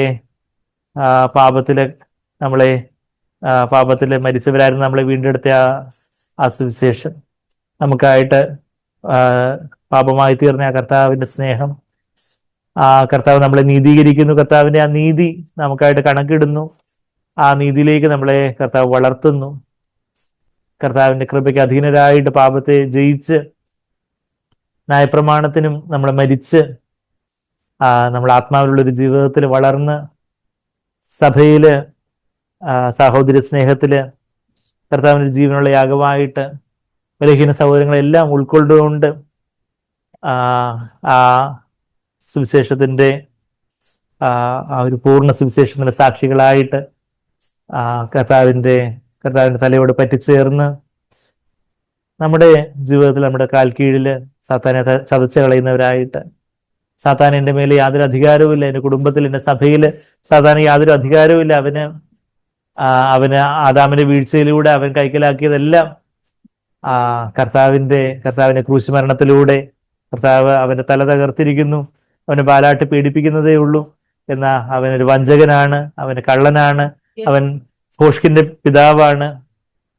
അവന് എനിക്കുമായിട്ട് യാതൊന്നുമില്ല എന്ന് കർത്താവിനെ പോലെ പറയാനും സാത്താനെ കാൽക്കീഴിൽ ചതച്ച് കളയാനും ഒക്കെ കർത്താവ് നമ്മളെ ശക്തരാക്കും.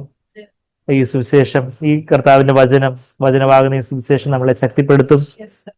അതിനായിട്ട് നമുക്ക് വേർതിരിച്ചു കൊടുക്കാം. കർത്താവെ, അവിടുത്തെ ഈ സദ്വർത്തമാനം, ഒരു പുതിയ നിയമ വിശ്വാസത്തെക്കുറിച്ച് അവിടുന്ന് എന്തെല്ലാം ആഗ്രഹിക്കുന്നു അതുപോലുള്ളൊരു ജീവിതം എനിക്ക് നയിക്കണം കർത്താവെ. ഞാൻ ഇതുവരെ ജീവിച്ചതുപോലെ അല്ല, സ്വർഗീയമായ ഒരു വിളിക്ക് ഓഹരിക്കാരെ ഉള്ളവരെ ഞങ്ങളെ വിളിക്കുന്നത് പോലെ ആ സ്വർഗീയ വിളിക്ക് റെസ്പോണ്ട് ചെയ്തുകൊണ്ട് അവിടുത്തെ സുവിശേഷത്തിനായിട്ട് വേർതിരിക്കപ്പെട്ടവളായിട്ട് ഞങ്ങളതിനെ ഏൽപ്പിച്ചു തരുന്നു കർത്താവെ.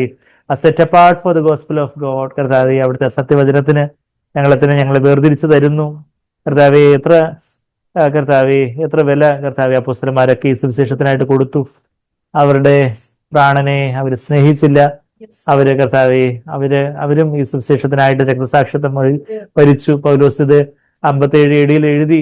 67 AD 10 വർഷം കഴിഞ്ഞപ്പോഴത്തേക്കും പൗലോസ് ശിരച്ഛേദം ചെയ്യപ്പെട്ട് ഈ ഭൂമിയിൽ നിന്ന് മാറ്റപ്പെട്ട് താൻ പ്രിയം വെച്ച കർത്താവിന്റെ സന്നിധിയിൽ ചേർക്കപ്പെട്ടല്ലോ.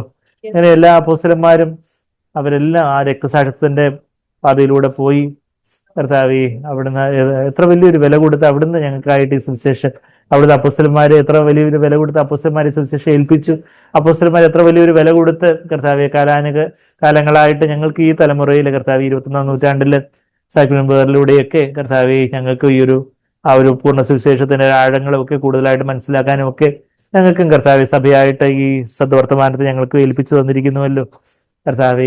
ഇതിന്റെ വിശ്വസ്ത സാക്ഷികളായിട്ട്, ഈ സത്യസുവിശേഷത്തിന്റെ വിശ്വസ്ത സാക്ഷികളായിട്ട് തലമുറയിൽ നിൽപ്പാൻ ഞങ്ങളെയും ബലപ്പെടുത്തണമെന്ന് ഞങ്ങൾ പ്രാർത്ഥിക്കുന്നു കർത്താവെ. ഞങ്ങൾ വിശ്വസിക്കുന്നത് എന്താണെന്ന് അത് കർത്താവെ അത് വ്യക്തമായിട്ട് മനസ്സിലാക്കാനും അത് ബാക്കിയുള്ളവർക്ക് അതുപോലെ അത് പറഞ്ഞു കൊടുക്കാനും ഒക്കെ കർത്താവെ ആ ഒരു ഗ്രാഹ്യവും പ്രാപ്തിയും ഒക്കെ ഉള്ളവരായിട്ട് ഞങ്ങളെ അങ്ങ് രൂപാന്തരപ്പെടുത്തണം. ഞങ്ങൾക്ക് വേണ്ടുന്ന എല്ലാ കൃപകളും വരങ്ങളും എല്ലാം നൽകണം കർത്താവെ. ഞങ്ങൾ ഓരോ മാസം കോട്ടേജ് മീറ്റിംഗ്സിൽ ഇത് കർത്താവെ തുടർന്ന് ചിന്തിക്കാൻ ആഗ്രഹിക്കുമ്പോഴൊക്കെ കർത്താവെ അവിടെ ഞങ്ങളോട് കൂടെ ഇരിക്കണം കർത്താവെ. ഞങ്ങളെ വഴി നടത്തണം.